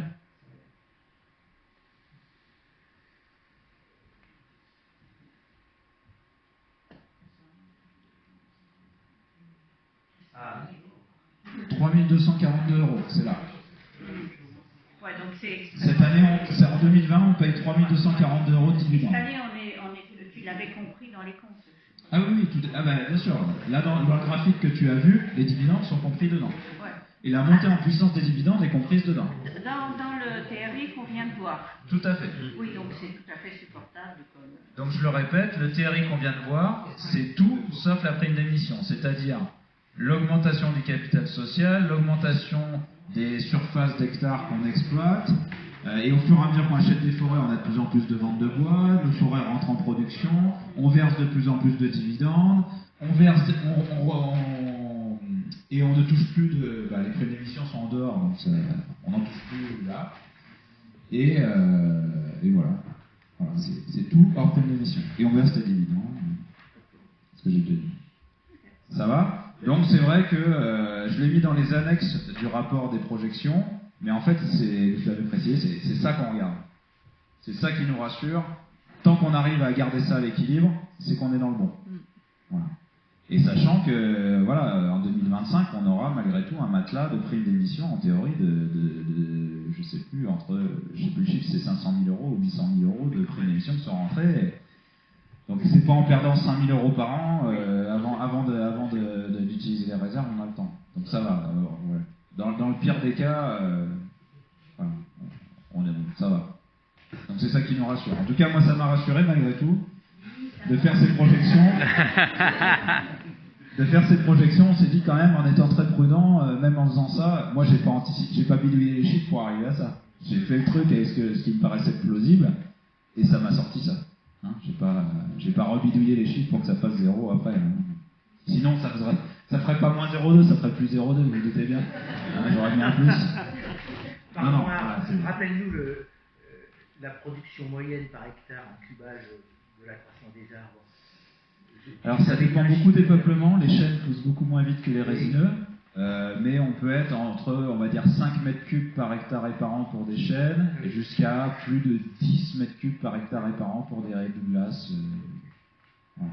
On peut refaire les calculs après si tu veux, hein, donc avec un mètre cube qui se vend en moyenne aux alentours de, on est à 20, dans notre formule de calcul de la prime d'émission, on est entre 20 et 25 euros le mètre cube en moyenne de bénéfice. Net. Donc ça fait une production. Bref, on fera le calcul demain matin pour ceux qui veulent. Mais c'est intéressant, hein, là où on rentre dans la réalité de la gestion. Tout ça. Alors, il est quelle heure s'il vous plaît? On va faire des choix. Midi moins 5. Non, ça va aller. Ça va aller. Ne vous inquiétez pas. On a quelques modifications statutaires à faire. Je vous les présente rapidement. C'est des choses, vu tout ce qu'on a dit, qui donnaient un ensemble cohérent entre la rémunération, les projections. Vous allez voir, c'est juste ce qui en découle. Donc, on rajoute dans l'objet social du groupement, pour pouvoir être couvert pour toutes les activités qu'on fait, on rajoute en rouge la gestion de la chasse, la récolte des produits forestiers non ligneux, l'apiculture, l'écotourisme, la formation pour adultes et les interventions à but pédagogique. Comme ça, on est tranquille. Quelles que soient nos activités en tant que gérant ou en tant que gestionnaire, c'est prévu dans les objets sociaux. On est tranquille, on est couvert. Voilà, c'était une chose à faire. Et effectivement... Et les éoliennes. Alors, l'éolienne, c'est pas une activité. Effectivement, peut-être tu peux le noter. Ouais. On va peut-être rajouter, et je sais pas comment on va le formuler. Très bien, on va le rajouter. On va le rajouter. Un peu une forme d'écotourisme. Éco-tourisme à long Sur la cours. durée. On va appeler ça le micro-tourisme. Bien vu, joli. Joli Jean-Marie. Après, des petits toilettages, c'est juste des histoires. Voilà, article 17 pour le retrait des associés. Donc il dit les gérants sont révocables avec une décision collective extraordinaire des associés. Et en fait, on reprécise à la majorité des 3/4, mais en fait, ça sert à rien parce que c'est déjà dit dans un article où il y a marqué Assemblée Générale Extraordinaire, tel quorum, tel machin, donc on l'enlève, ça sert à rien, c'est un petit toilettage. Pareil, la révocation d'un gérant n'entraîne pas la dissolution du groupement. Et puis il y avait marqué, s'il est associé, le gérant révoqué ne peut pas se retirer du groupement pour le seul motif qu'il a été révoqué de ses fonctions de gérant. Mais en fait, juste au-dessus, il y a marqué, si le gérant est un associé, il peut se retirer de la société en obtenant le remboursement de ses droits sociaux. Donc il y a une contradiction qui ne va pas. Donc si vous nous virez, on a le droit d'être des mauvais perdants et on a le droit de dire bah si c'est comme ça, je revends toutes mes parts, je ne veux plus entendre parler, on a le droit. Bon. Voilà. Ça n'a pas grand intérêt, mais vous voyez, c'est juste pour... donc ça, c'est la formulation proposée. Voilà, toiletter. Autre chose, donc la rémunération dont on a parlé avant, donc ça c'était comment c'était défini avant, avec, vous vous rappelez, le barème, les tranches. Donc on va aller vers une proposition de rédaction qui est comme suit. La gérance a droit de rémunération annuelle définie forfaitairement de 80 € par hectare et par an. Voilà, annuel. Et puis il y a un peu des précisions par rapport au statut. Cette rémunération fera l'objet d'honoraires versés directement à la gérance ou à la société la représentant ou à l'entreprise la représentant. La gérance ou la société interposée prendra en charge les cotisations sociales correspondantes. Donc c'est bien le prestataire qui paye ses cotises. Ces honoraires seront versés pour un service de gestion forestière dans le cadre d'un mandat de gestion à durée indéterminée, reconductible annuellement de manière tacite, ce qui nous évite de revoter chaque année le mandat de gestion. Ce mandat de gestion pourra cesser sur décision de l'Assemblée Générale Extraordinaire. Donc ça revient à la même chose par rapport à la révocation des gérants. Ça nous remet dans les mêmes conditions pour nous d'être virés. Voilà. Avant, quand on était associé gérant, il fallait une AG extraordinaire pour changer de gérant. Aujourd'hui, pour révoquer le mandat de gestion, on passe aussi par une Assemblée Générale Extraordinaire. Voilà. On peut espérer que si tout va mal et que si tout le monde est très mécontent de nous, on arrivera à avoir le quorum pour nous virer. Voilà. C'est l'idée. Hein, voilà, si tout va mal, tout le monde est d'accord. Deuxième partie sur la rémunération, l'alinéa 2. Du coup, c'est une toute petite modification. C'est juste que on rajoute le barème de la rémunération fixé précédemment est un montant qui peut être majoré ou minoré par décision annuelle de l'Assemblée Générale Ordinaire. C'est ce que je vous ai dit tout à l'heure. Ce qui nous permet de ne pas se lier les mains totalement. On a une base statutaire qui est fixe, qui rassure tout le monde, qui nous et vous, mais on est tranquille quand même, annuellement, en fonction du consensus, on peut ajuster. Donc on rajoute ça, et puis vous voyez, il y a toujours l'histoire de l'INSEE dont je vous parlais tout à l'heure. Un autre article qu'il fallait toiletter, l'article 27. Tout associé peut se retirer totalement ou partiellement du groupement après autorisation donnée par décision collective des associés, et c'était resté, je ne sais pas pourquoi, extraordinaire. Donc nous, on n'a pas du tout envie de bloquer les gens dans le groupement, on n'a pas du tout envie de les empêcher de sortir. Néanmoins, il y a ça comme sécurité, je ne sais pas si tout va mal, mais donc je vous propose qu'un associé puisse sortir du groupement groupement sur simple décision ordinaire et non pas sur décision extraordinaire. Voilà. Comme on a fait rentrer des gens tout à l'heure, il y a des années où certainement il y aura aussi des points à l'ordre du jour où on laissera sortir les gens et il faudra le voter a posteriori et qu'on le fasse en assemblée ordinaire et non pas extraordinaire. Si on n'arrive pas à avoir les quorums, ça bloquerait les gens dans le groupement. Après, on pourrait même aller au tribunal pour avoir à rendre l'argent aux gens. Ça serait un peu compliqué, alors qu'on veut le rendre. Ordinaire, ça veut juste dire toute la majorité, c'est ça? Ordinaire, donc on est à un quorum de 50% des associés qui votent, au prorata du nombre de parts, pas 50% d'associés, 50% des pouvoirs qui votent, et 50% de ces suffrages exprimés votent pour. Donc ça revient à 25% des pouvoirs pour une assemblée générale ordinaire. Pour une assemblée générale extraordinaire, donc ça me revient, donc on est sur 75% des droits de vote, et sur une majorité qualifiée de 66%, ce qui revient à donc 50% de l'ensemble des droits de vote pour une assemblée générale extraordinaire. Ce qui est déjà beaucoup. Alors, petite précision, grande amélioration de notre système de vote. Jusqu'à présent, vous étiez obligés d'imprimer un papier, de le signer, scanner, de nous le renvoyer. On a maintenant une plateforme de vote qui s'appelle Ballotilo. Vous recevez juste un email, un lien personnalisé, vous cliquez dessus, vous allez sur le formulaire, vous votez pour contre, validé, c'est signé, fini. Et on espère avoir du coup des quorums qui vont augmenter certainement. Parce qu'en fait, c'était gratuite. Oui, Ça allait, mais non, on n'avait pas eu à relancer. On n'avait même pas eu à relancer. Voilà. Mais ça sera encore mieux maintenant.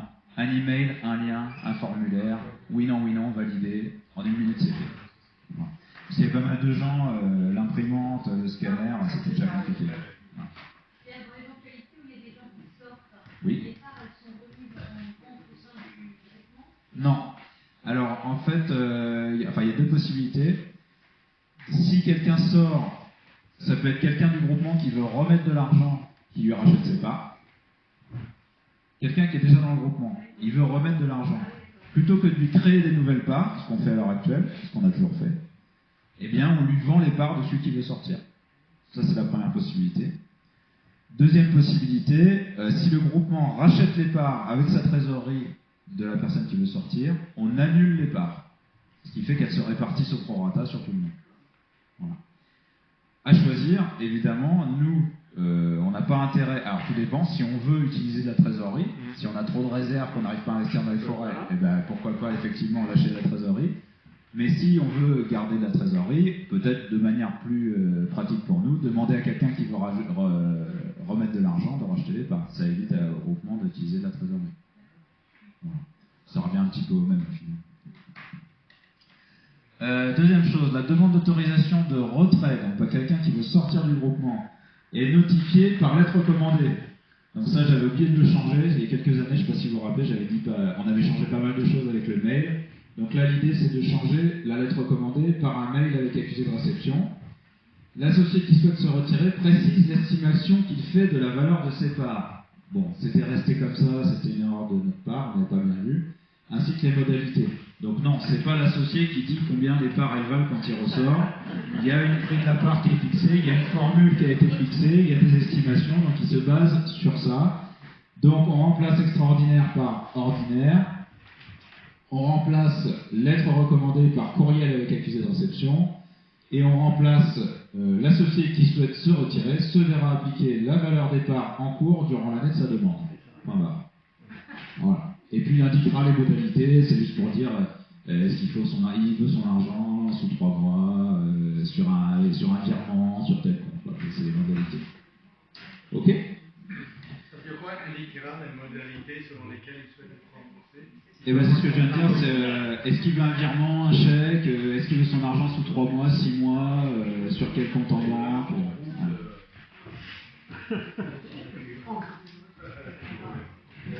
Et je passe la parole à Suzy pour le cimetière en forêt. Donc c'est un projet qu'on avait lancé, que vous aviez demandé de travailler, on a avancé, on vous en dit où on en est. Voilà. Est-ce que vous voulez que je vous réexplique le concept cimetière en forêt? C'est bon? Voilà. On a fait plusieurs démarches. Oui, le principe c'est de louer pour une durée de 50 ans un arbre que la personne ou les personnes puissent choisir sur une parcelle donnée des parcelles sélectionnées avec des très vieux bois, des bois écologiquement intéressantes, et voilà. Donc au pied de l'arbre, on enterre des cendres du défunt, et voilà, c'est géolocalisé. Il y a une signalétique à l'entrée de la parcelle où on peut retrouver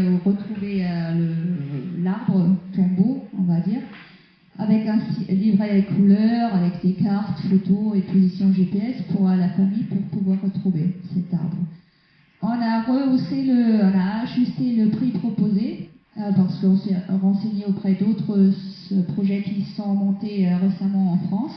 Et donc on propose un prix pour les associés de 1 000 € l'emplacement par personne. Pour des externes, 2 000 € par personne et par arbre, ou 3 000 € par arbre et pour un couple. Voilà. Sachant qu'on ne sait pas si ça va marcher, s'il faut mettre en réserve, donc hors exploitation, toute une parcelle, et après on n'aura que 3 ou 4 ou 5 personnes, vu qu'il y a quand même de l'entretien et du suivi à faire et des frais de signalétique. Ce prix il est plus approprié aussi au niveau du suivi, entretien, accès, sécurité. Voilà. Donc voilà les photos qu'on a montrées déjà l'année dernière. Et donc on a obtenu pour une parcelle à Fay, à Poix-Mignac, dans le Cantal, la première forêt est très freinée qu'on a achetée pour le groupement. On a obtenu par le maire et le conseil municipal une autorisation de faire ce projet. On était refusé sur la parcelle Montestier-Merline, Fay. C'était parce que c'était avant les élections, c'était pendant le tournage d'Arte. On voulait filmer pour avoir une sorte de tremplin, une pub à cette occasion-là. Et il pleuvait, et c'était juste avant les élections municipales, et le maire il a annulé 10 minutes avant le rendez-vous. Et voilà, on va relancer après les élections.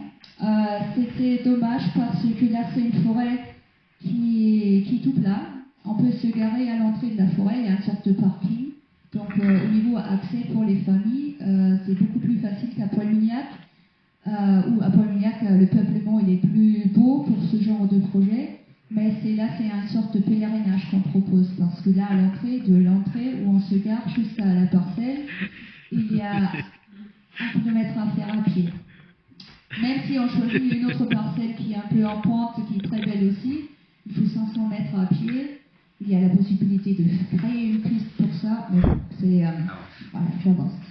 En attente, on a Saint-Mère-de-la-Plot et Bourg-Lastic, ces 2 autres parcelles. On veut avoir un portfolio à proposer de différentes parcelles, différentes visions aussi, différents peuplements. J'ai rencontré la maire de Saint-Mère-de-la-Plot, mais c'était pareil, elle était très enchantée par le projet, mais c'était juste avant les élections, elle ne voulait pas s'engager. Et donc elle m'avait proposé de voir les voisins pour leur parler du projet, les voisins riverains des parcelles attenantes. Il y a déjà plusieurs associés dont moi qui sont intéressés, et on lance a priori sur le site et on lance le projet vraiment au public l'année prochaine, au niveau des pancartes et le démarchage publicité. Donc Saint-Mère, là c'est une zone Natura 2000, donc fortement protégée, avec l'accès se fait à pied par des petits murets. Il y avait des habitations il y a des centaines d'années. Il y a des chênes, des hêtres, des merisiers, c'est assez vallonné et ça plonge le massif plonge vers la Dordogne. Donc c'est très charmant cet endroit.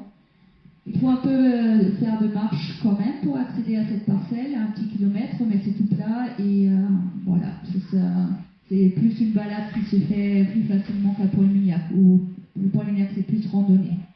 Et à droite, là, c'est les hêtres magnifiques de Poix-Mignac. Donc juste le lancement en 2021, a priori on va d'abord le lancer en interne, uniquement à destination des associés. Faire le travail, donc, comme tu disais, de panotage, de voir un petit peu vraiment tout ce que ça implique. Et si on se sent bien et tout, on en reparlera l'année prochaine pour à ce moment-là peut-être l'ouvrir vraiment à des externes et voir si ça a du sens. Et le mettre sur le site internet, pour l'instant, on a mis juste un bouton boissier. Tout est déjà prêt pour remettre le bouton cimetière en forêt, mais on voulait attendre d'abord d'avoir les autorisations des mairies pour pas faire des fausses promesses. Mais si parmi vous, il y a déjà des gens qui sont intéressés, ça serait bien de venir me voir pour pouvoir chiffrer un peu et réfléchir sur les emplacements selon le nombre des intéressés. Voilà, on a des petits prospectus, avoir des retours aussi sur les produits, les prospectus, etc. Et puis voir vos questions, en fait, parce qu'on se rend compte que c'est pas si simple. En fait. En termes d'accès, en termes de prestations, en termes de comment les gens ils vont y aller tout seuls après une fois qu'on leur a montré, qui va y aller, voilà.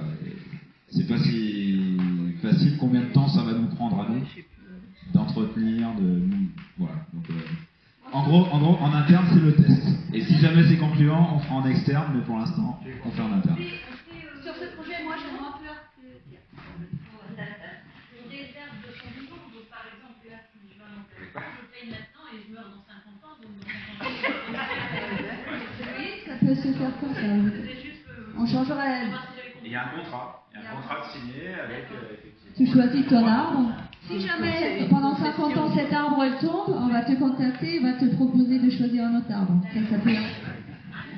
Donc effectivement, le jour où on fera la première cérémonie, ça sera un grand moment. Mais déjà, faire les premiers contrats, voir quelles questions posent les gens avec une personne quand on les emmène sur le terrain. Est-ce que en fait c'est imaginable? Est-ce que ça le fait? Est-ce que ça le fait pas?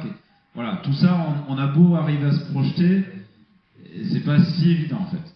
C'est pas si évident. Le panotage, les parkings, il y a des tas de questions qui se posent en fait, les voisins, voilà, comment ça va être pris localement. Donc en fait, voilà, s'il y a des associés qui sont partants, on va le faire réellement, on aura déjà fait le panotage des accès, on va rentrer dans la réalité du contrat et des questions que les gens posent, et là on se rendra compte si effectivement ça a du sens de faire plus ou si on garde ça pour nous en interne. En Allemagne, il y a pas mal. Et j'ai des collègues que je vais contacter pour creuser un peu plus les questions dont on ne sait pas encore palpable pour nous. Donc oui, ça se fait c'est dans différentes lenders. C'est pas toujours autorisé partout, mais ça marche bien. Et c'est ici en France, vous parlerez avec ma belle-mère, et c'est acheter un bouquin là-dessus entièrement écologique. Et il y a un mouvement des futurs retraités qui est lancé en France. Et... De toute façon, ça existe chez nous, au nord d'Angers, ça s'appelle l'Arbre de Vie. C'est un cimetière qui existe depuis peut-être pas loin 15 ans. 15 ans, oui, effectivement. Les cendres sont déposées au pied des arbres qui sont reçus par la famille, ou par l'intéressé d'ailleurs, les intéressés. Alors, moi, c'est vrai, je me posais la question, mais aussi il y a la proximité, aussi par rapport à l'histoire des lieux, des familles, c'est très intéressant, c'est juste la facilité qu'on a d'accès pour... Voilà, il y a ça, il y a donc Bourg-Lastic, c'est intéressant parce que c'est à côté de l'autoroute entre Brive et Clermont-Ferrand, ça peut être aussi. Après, c'est sûr, il y a un côté, je veux dire, des gens du groupement, ils peuvent avoir envie d'aller dans des forêts du groupement, des gens qui n'ont aucun rapport avec le groupement, on propose un cimetière en forêt, d'accord, mais est-ce qu'il y a un attachement à aller à l'autre bout de la France, voilà. Alors juste pour ce qui existe, ça existe en Belgique, ça existe en France aussi, mais dans la plupart des cas, ce sont des cimetières municipaux qui sont avec des arbres au bord de la route, gérés par les municipalités. Et donc nous, faire un cimetière d'une initiative privée, on a le droit, mais il y a très peu d'exemples qui existent de la part, éventuellement des associations à but non lucratif, mais souvent qui vont gérer des forêts communales qui sont, voilà, mais souvent c'est communal, ça reste dans le domaine public. Je voulais poser une question à propos du prix. Est-ce que vous vous êtes basé sur le prix des concessions dans les communes? Voilà, alors c'est ce que j'ai un peu oublié, c'est qu'en fait là on a rehaussé aussi pour ça, parce que quand on s'est renseigné un peu sur les entretiens, les frais d'entretien dans les cimetières, le coût d'un enterrement, marbre et compagnie, on était vraiment pas cher, donc on a remis un peu plus. C'est pas la même chose parce que quand tu achètes une marbrerie, tu achètes un objet. Bon, quand tu achètes une concession, concession, moi j'en ai pas acheté depuis longtemps, alors les prix que j'ai en tête sont peut-être plus valables. C'était de l'ordre de 100 € par an. Ah non, c'est Ben, beaucoup moins cher que ça. Enfin, je sais pas, on nous a dit ça. Sur un Congo, alors c'était peut-être un caveau. J'ai acheté il y a quelques années, mais voilà, il faudrait voir le prix d'une concession dans les communes, parce que si c'est plus cher. Dans une commune rurale, dans les communes peut-être rurales, c'est moins cher. voilà, il faut voir en rapport, parce que les gens ils n'auront pas envie de se faire enterrer dans une forêt, si c'est 3 fois plus cher ou 4 fois plus cher qu'au cimetière. Quant au prix d'entretien, moi je paye 40 € par an dans le Loiret pour entretenir une tombe. Mais c'est ce que je dis. 40 € par an, j'ai dit 100. Non. Et c'est de l'ordre d'environ. C'est très peu. Alors sur 50 ans, eh oui, ah non, mais nous c'est 1000 € pour 50 ans, et il n'y a pas d'inflation. Bah oui, sans l'inflation. Non, mais nous on est 2 mois. Nous c'est 2 mois. 40 € par an pendant 50 ans. Ça fait 2000 € au bout de 50 ans. Juste pour l'entretien, même pas pour l'inhumation, ni la cérémonie, ni le cercueil. Non, mais la cérémonie c'est autre chose, le cercueil c'est autre chose. Eh ben non, on l'a fait la cérémonie. Et nous on y va et on passe une journée avec les gens, on prépare tout. Non. On fait la même prestation que les pompes funèbres et que le mec il est. Ah ben oui. Non, c'est pas cher. C'est pas cher. T'as une question. On pourrait prendre le problème à l'envers. Si c'est vraiment pas cher, il y a des tas de gens qui vont se précipiter pour des questions financières. On peut, si on est victime de notre succès, on ajustera à ce moment-là. Il faut se rendre compte quand même qu'on va, entre guillemets, louer un arbre qu'on ne va pas couper, d'accord ? Que sur une parcelle qui peut faire un demi-hectare, il peut y avoir peut-être plusieurs dizaines, voire plusieurs centaines d'arbres. Tous ne seront pas forcément choisis, mais la rentabilité d'une parcelle, pour nous, qui se transforme en cimetière forestier, elle n'est sans commune mesure avec une exploitation de bois. Ça n'a aucun rapport. Même à 1000 € l'arbre, il suffit s'il y a 50 arbres, ça fait 50 000 €. C'est 2 fois plus que le prix des 20 hectares de la forêt entière à Paul-Minec, par exemple. Donc il y a un potentiel de revenu qui est sans commune mesure avec l'exploitation forestière. Et tu es en train de nous dire que l'activité forestière va devenir marginale.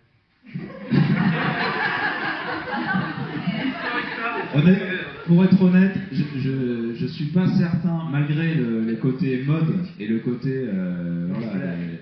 mais je suis pas certain qu'en France, on soit vraiment comme en Allemagne, dans quelque chose où on veut vraiment sortir des cimetières. Ça commence, mais est-ce que ça va toucher beaucoup de gens ? Et d'aller se faire enterrer ses cendres, alors déjà se faire incinérer, ce qui n'est pas forcément... Tout le monde n'a pas envie d'être incinéré, parce qu'on est obligé d'être incinéré pour être en forêt. Et en plus, pour aller dans des coins paumés du genre Cantal, Corrèze, qu'on ne connaît pas du tout, où ces petits-enfants, ils iront pas parce que c'est loin, qu'ils ne savent pas, etc. Je connais donc certains associés, donc notamment Jean-Luc, qui dit « Oh non, mais moi je m'en fiche complètement, mes enfants de toute façon, c'est surtout pas pour qu'ils viennent, c'est juste pour moi, j'ai envie moi d'être dans la forêt. » Voilà. Et c'est tout, ils s'en fichent du reste. Donc voilà, très bien. Mais est-ce qu'à une clientèle normale, hors groupement, ça marchera ? Je ne suis pas convaincu qu'il y ait des hordes de gens qui se précipitent pour venir se faire enterrer dans la forêt. On verra ça. En France, c'est 600 000. Le marché.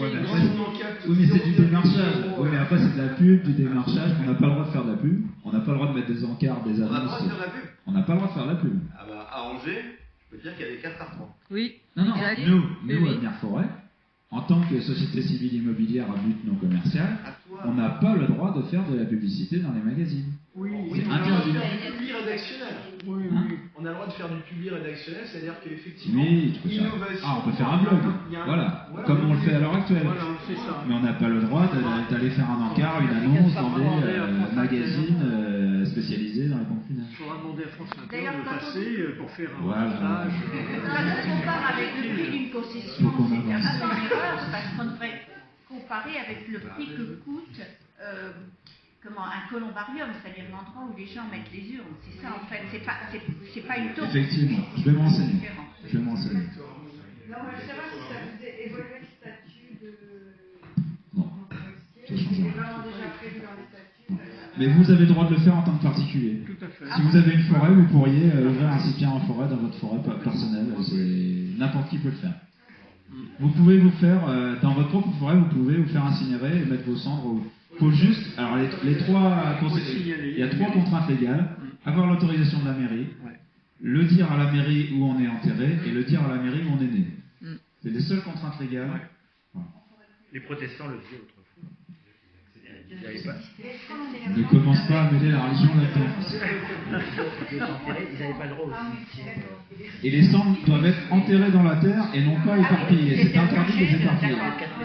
Bon, après, personne ne viendra voir ce que tu fais avec tes cendres. On passe au dernier chapitre. Parce que là, c'est pour midi et demi, c'est foutu. Vas-y. Juste une question sur la forêt en elle-même. Qu'est-ce que ça change pour vous? Vous avez parlé d'exploiter les arbres, il y a juste de l'entretien, c'est ça? Alors, cette parcelle-là, qui est relativement, c'est de l'ordre de 0,5 hectares, hein, c'est pas un très grand endroit, 1 hectare. Cette parcelle-là est en réserve intégrale totale. On ne coupe aucun arbre et on entretient juste un pas que les gens puissent cheminer. Par exemple, s'il y a des ronces, mais normalement, on ne va pas choisir des parcelles où il y a de la lumière, on ne va pas choisir des parcelles où il y a des ronces, on va quand même faire une parcelle où on peut cheminer. Donc normalement, il n'y aura pas trop d'entretien. Mais il y aura un suivi quand même pour les accès en sécurité et pour le panotage. Et parce que c'est une forêt qui va être laissée, il y aura un cours d'évolution, donc il y aura quand même un suivi à faire pour quand un arbre tombe, il y a un chablis qui... Si un arbre tombe, ou par exemple un truc tout bête, la première fois, la personne qui est intéressée pour se faire enterrer, on va l'emmener, lui montrer le chemin, le parking, il va choisir son arbre, etc., etc. Mais moi, je ne vais pas passer 50 ans à aller montrer le chemin à tous ses descendants. C'est lui qui le montre. Si après il n'a pas montré, tant pis pour lui. Je ne vais pas m'amuser à... Vous rigolez, mais une fois que tu as 50 tombes et que tu as 300 héritiers qui te demandent où est l'arbre, c'est quel arbre, j'ai trouvé le document, mon papy ne m'a pas donné le document, mais je ne vais pas aller faire 2 heures de route aller, 2 heures de route retour pour montrer au neveu par où il faut aller. Il aura une appli où est mamie. Par contre, il a les coordonnées GPS. Non, il a les coordonnées GPS, il a la photo de l'arbre, il se démerde. Et si les sangliers... Alors, effectivement, c'est une question. Donc, c'est qu'est-ce qu'on met comme signalétique? Donc, on était parti sur des signalétiques extrêmement discrètes. Au pire, une pierre avec une plaque, maximum. Pas de croix, même en bois. Éventuellement, un ruban autour de l'arbre, des petites choses. Éventuellement, peut-être une plaque. Mais visser dans l'arbre, on n'était pas d'accord. Mais ça reste à discuter. Voilà. Mais en Allemagne, il y a des endroits où c'est justement le contrat, c'est rien. Et ben, on verra avec les gens. On verra avec les différentes personnes. En France, je pense qu'on est quand même attaché à un objet, à une signalétique, mais ça dépend. On verra. On passe à autre chose. On en parle. Alors, divers points qui sont divers, mais on va essayer de ne pas y passer trop de temps, mais c'est quand même intéressant. 1. On a une forêt de Saint-Mathieu qui est pas loin, avec un petit étang. Je ne sais pas si vous vous en rappelez, on ne savait pas trop quoi en faire de cet étang. On avait essayé de le vendre, on n'a pas réussi à le vendre, la commune n'était pas intéressée. Et puis finalement, on s'est dit, tiens, on va essayer de le vendre, de le louer sur le bon coin. Et puis rapidement, en fait, on a trouvé un couple de retraités à Angoulême qui a trouvé ça super, qui a une association pour sauver les animaux, et qui va faire son repas annuel là, et qui va nous inviter, et qui va entretenir tous les abords, et qui nous paye 500 € par an pour l'étang. Top. Ils viennent pas mettre un conteneur maritime et 3 caravanes, là. Non.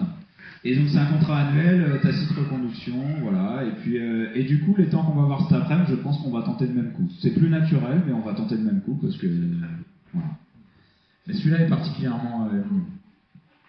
Deuxième chose, donc, on a déjà parlé un peu. Donc, il y a eu toute une tournée forestière où j'ai fait pendant une semaine avec la promo de MEMAC. Donc le matin, ils élaguaient les arbres. L'après-midi, on visitait des forêts. Donc on a vu 6 forêts du groupement. C'était vraiment super sympa. J'étais au gîte avec eux parce qu'on est très amis avec le formateur de MEMAC. Peut-être que ça se refera, peut-être pas, on verra. Mais ça peut être quelque chose qui peut se ritualiser. Ou en échange de travail le matin, on fait visiter la forêt l'après-midi. Ça touche une promo réduite et c'est un peu les cancres de l'école, ceux qui ont redoublé le BTS ou les repris de justice, les gens du Pôle emploi. Mais c'était rigolo, c'était... Bon bref, je vous passe les détails. C'était très sympa. Ah, il y avait des gars. Arte. Donc c'était pareil, beaucoup d'investissements de notre part. On a essayé vraiment de faire intervenir beaucoup de gens. Pour ceux qui l'ont vu, le reportage, on est très content du résultat. Et ça a été un gros travail, et voilà, et vraiment, on a l'impression d'avoir touché un peu le sommet de ce qu'on pouvait faire en termes de contenu audiovisuel, de qualité et de représentativité de notre travail, et voilà, c'était super. Et ça nous a pris pas mal de temps. Non, hier, ils ont regardé le débat. Ce soir, éventuellement, pour ceux qui l'ont pas vu. Bah, qui ne l'a pas vu? Ah, quand même. Oui, sur le si, site, si. sur le site internet.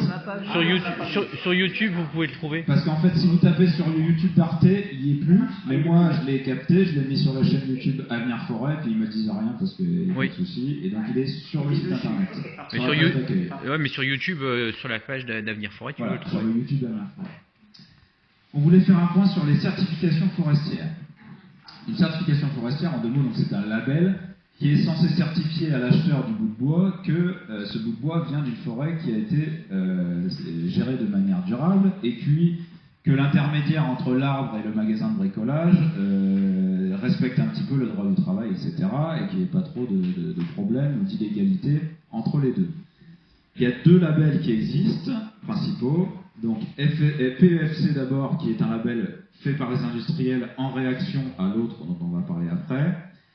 On est PEFC sur 55 hectares dans le Cantal parce que pour toucher les subventions, il y avait une obligation d'être certifié, et comme il n'y en a qu'une qui est opérationnelle à l'heure actuelle, donc en fait ils te forcent à être PEFC. Donc on l'est, ça n'a pas coûté très cher, voilà. Donc mais en fait c'est un label qui est relativement décrédibilisé, c'est le fameux label où Cache Investigation a pu certifier une centrale nucléaire. Et un militant a pu certifier un parking de supermarché. Donc ils sont bien gentils, ils essayent de s'améliorer, mais on est dans le pipeau. Deuxième certificat, beaucoup plus sérieux, historique, qui a été fait par les associations naturalistes en partie, FSC. Et donc là, on avait une occasion, avec un partenariat avec les industriels, parce que c'est eux, notamment les papetiers, qui ont de la demande FSC, et donc eux cherchent des volumes FSC, et c'est eux qui poussent du coup à convertir des forêts à FSC. On a commencé à être avec eux, et puis finalement, ils ont regardé une des vidéos, pas celle qu'on a vue hier, où je disais des choses qui leur hérissaient le poil contre les coupes rases.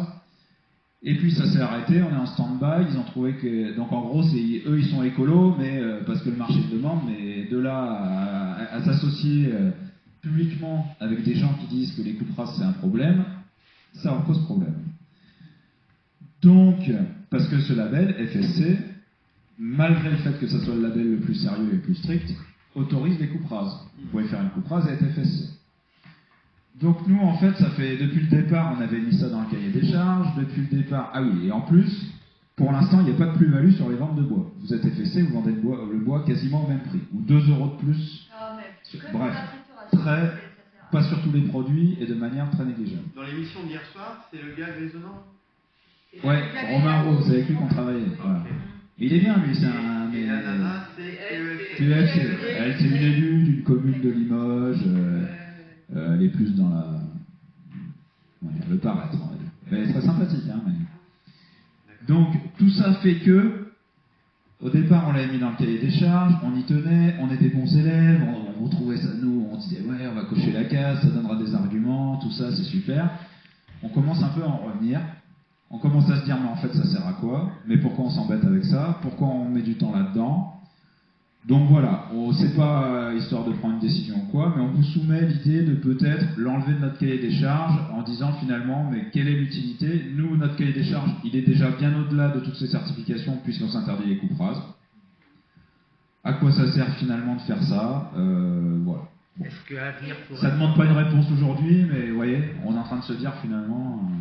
Alors, attends, il y en a 3. Francis d'abord. Est-ce que Avenir Forêt peut avoir valeur de certification? Non, parce que c'est très compliqué. Mettre en place un label, ça demande non, mais de manière une grille officieuse. Bah, c'est notre certification et nous qu'on vous fait vérifier chaque année en allant voir la forêt. Oui. Voilà. Donc c'est, mais que nous on puisse certifier d'autres forêts à d'autres gens, non. Ça c'est très très compliqué de mettre en place des labels. C'est un truc de dingue. Et très coûteux. David. Simplement, il y a des acheteurs qui le demandent, non? C'est ça.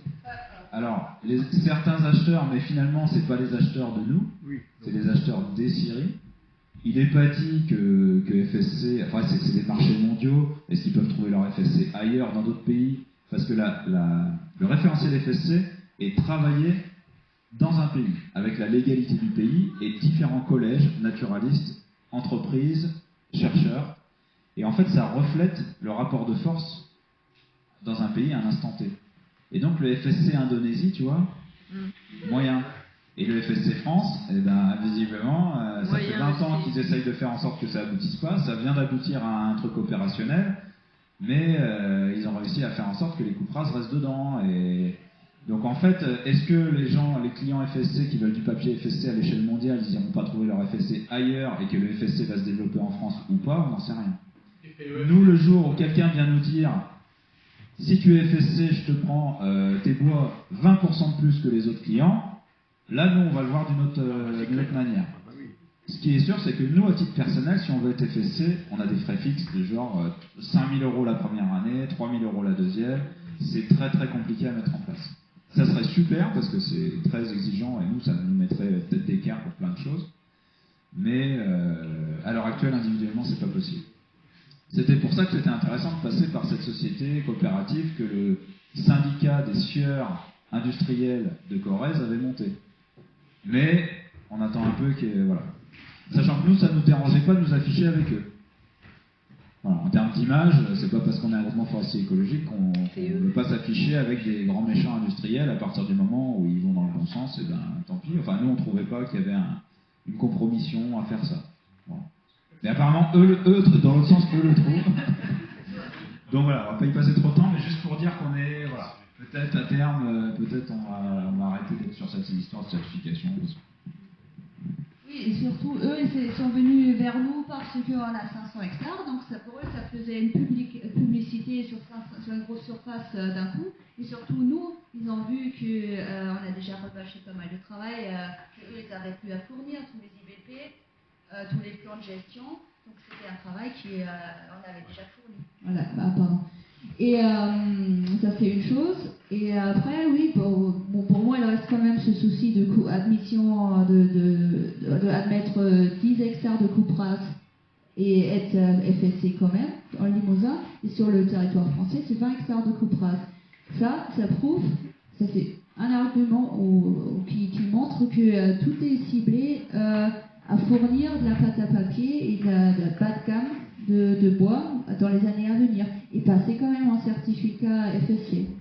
Et vu que c'est la seule prise de valeur, c'est dans ce produit-là, qui vaut actuellement 15 € le ster, et quand on est FSC, ça vaut 17 €. Donc 2 € de plus, ça vaut pas la peine vu l'effort qu'il faut fournir.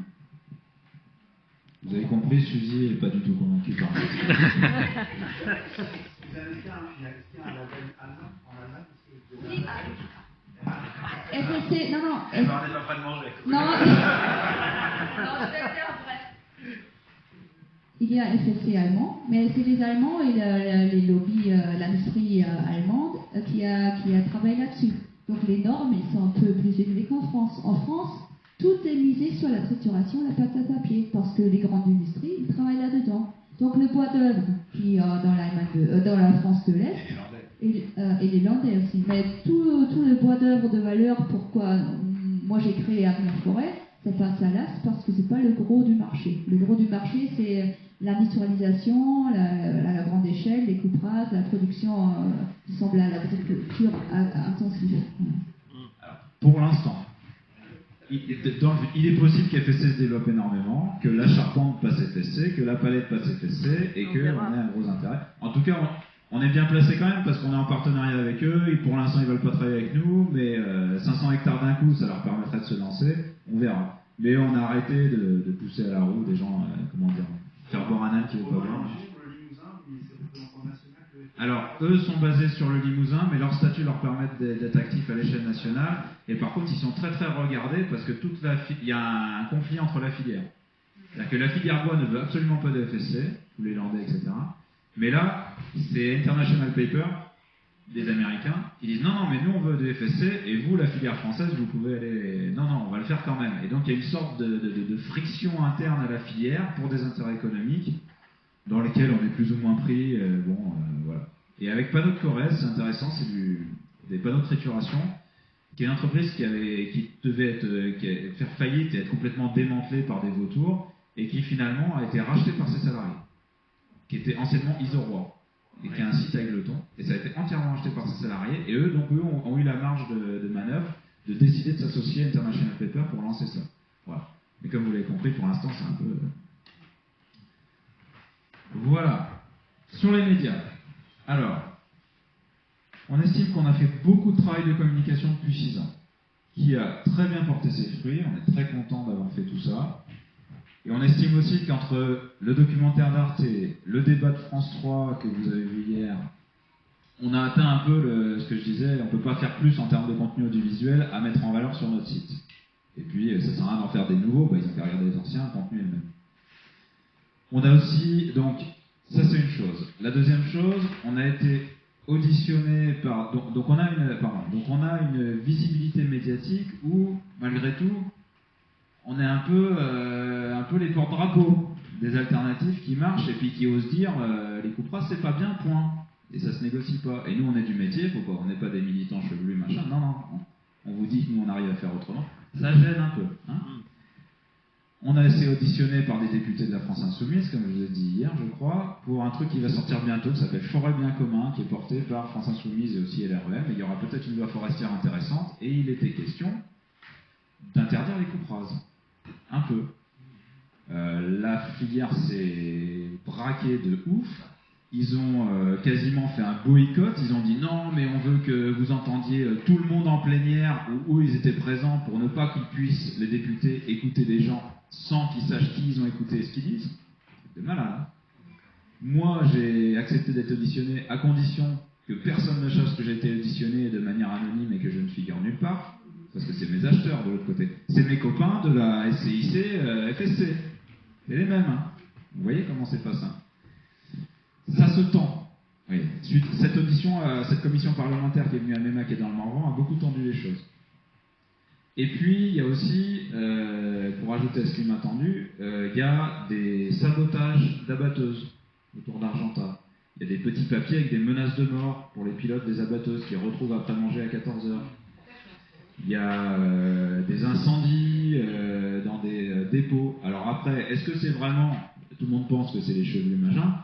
Il y a aussi des gens qui disent non, c'est parce que les abatteuses ne tournent pas, qu'ils ne savent plus quoi faire. Et quand on a regardé les tags, ce qui était écrit, non, ça sonnait pas du tout comme les gens du plateau. Ça sonnait plutôt comme un gros fake pour toucher les assurances. Ça, c'était sur un incendie à Ussel. Et il y a pas mal de gens qui pensent que c'était eux-mêmes ou la coopérative concurrente qui a foutu le feu dans l'entrepôt de l'autre coopérative. Ce qui est aussi possible. Avec peut-être l'aval du directeur qui voulait toucher les assurances. Tout est possible. D'accord ? Mais vous comprenez que ça se tend. Ça se tend sérieusement.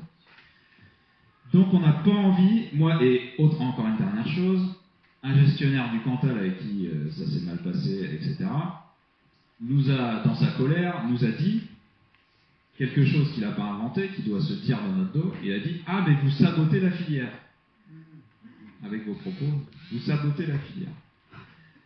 Donc en fait, on a réfléchi à tout ça, ça s'est mis dans ma tête, on a discuté avec Suzy, enfin dans la tête de Suzy, et en fait on s'est dit, on n'a vraiment pas envie de passer pour les boucs émissaires, on n'a pas du tout, parce que nous on n'est pas du tout d'accord pour saboter les abatteuses.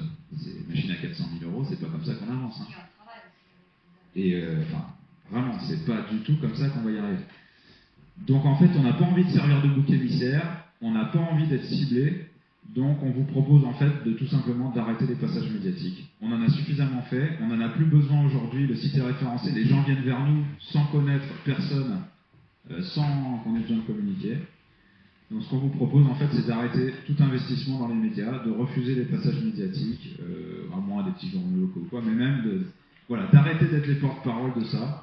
Parce que déjà je pense que le combat il est déjà gagné dans les têtes des gens, les coupes rases, tout bon sens et 90% des gens trouvent que c'est nul, donc en fait il suffit juste d'attendre, et on n'a pas envie d'être la cible d'un système qui est brutal, qui a tout pouvoir aujourd'hui, qui n'aura plus rien dans 50 ans, mais le changement va être rugueux.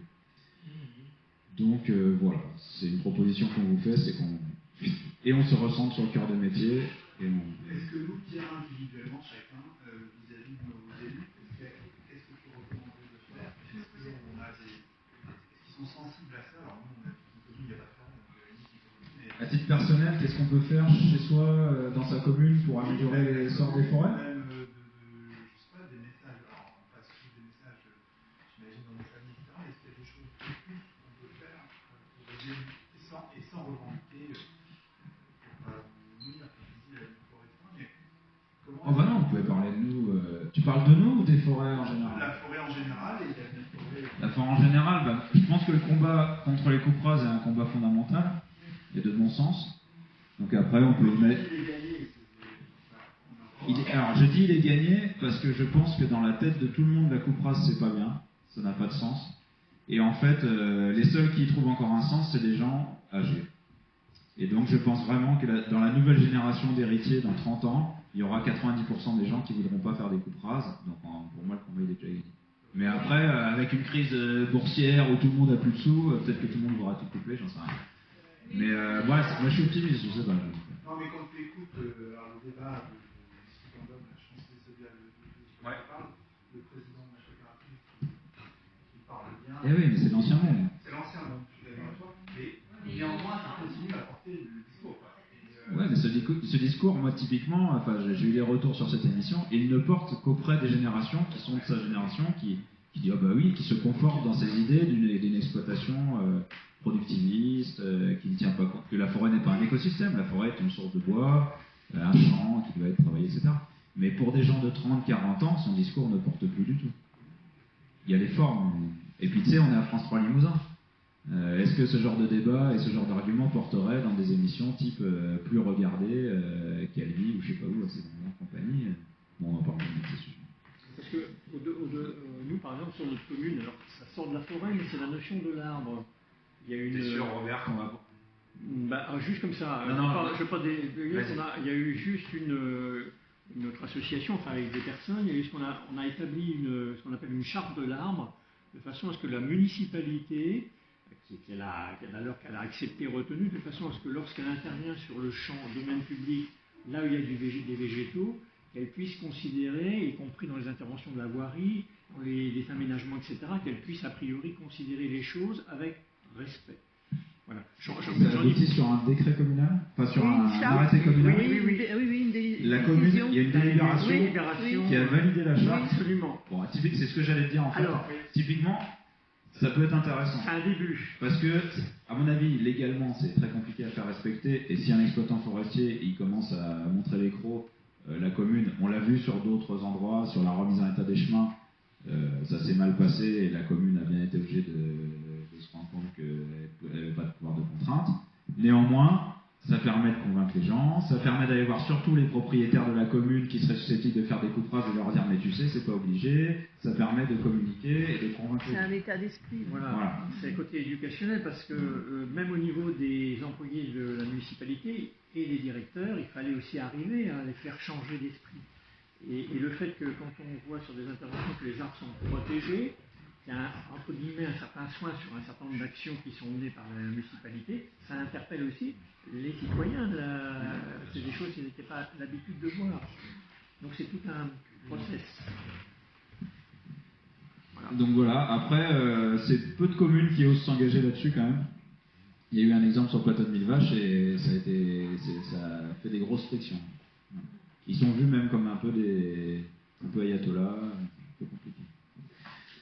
Donc juste avant d'aller manger, donc les points à l'ordre du jour sur lesquels on va voter, qu'on vous demandera de voter, à moins que vous ayez sur les forces de proposition d'ailleurs, hein, rien n'empêche, même dans les discussions de demain. Donc c'est la validation du rapport d'activité, la validation du rapport financier, l'entrée des nouveaux associés, l'achat de parts supplémentaires, la modification de la rémunération de la gérance, donc en termes de statut et de montant, et la modification des statuts. Et en fait, je suis en train de me rendre compte que le point 5 n'a pas lieu d'être, puisque c'est la modification des articles des statuts qui le contiennent, je crois. Oui, je viens de me rendre compte de ça. Donc en fait, sauf le point 5. Voilà. Mais je vous le remettrai, donc vous recevrez tous. On va séparer aussi de nouveaux trucs, on va séparer le compte-rendu des débats et la feuille de vote, ce qui permettra de... C'est une suggestion qu'on nous avait fait. Voilà. La voie électronique, j'en ai parlé. Voilà. Merci beaucoup à tous.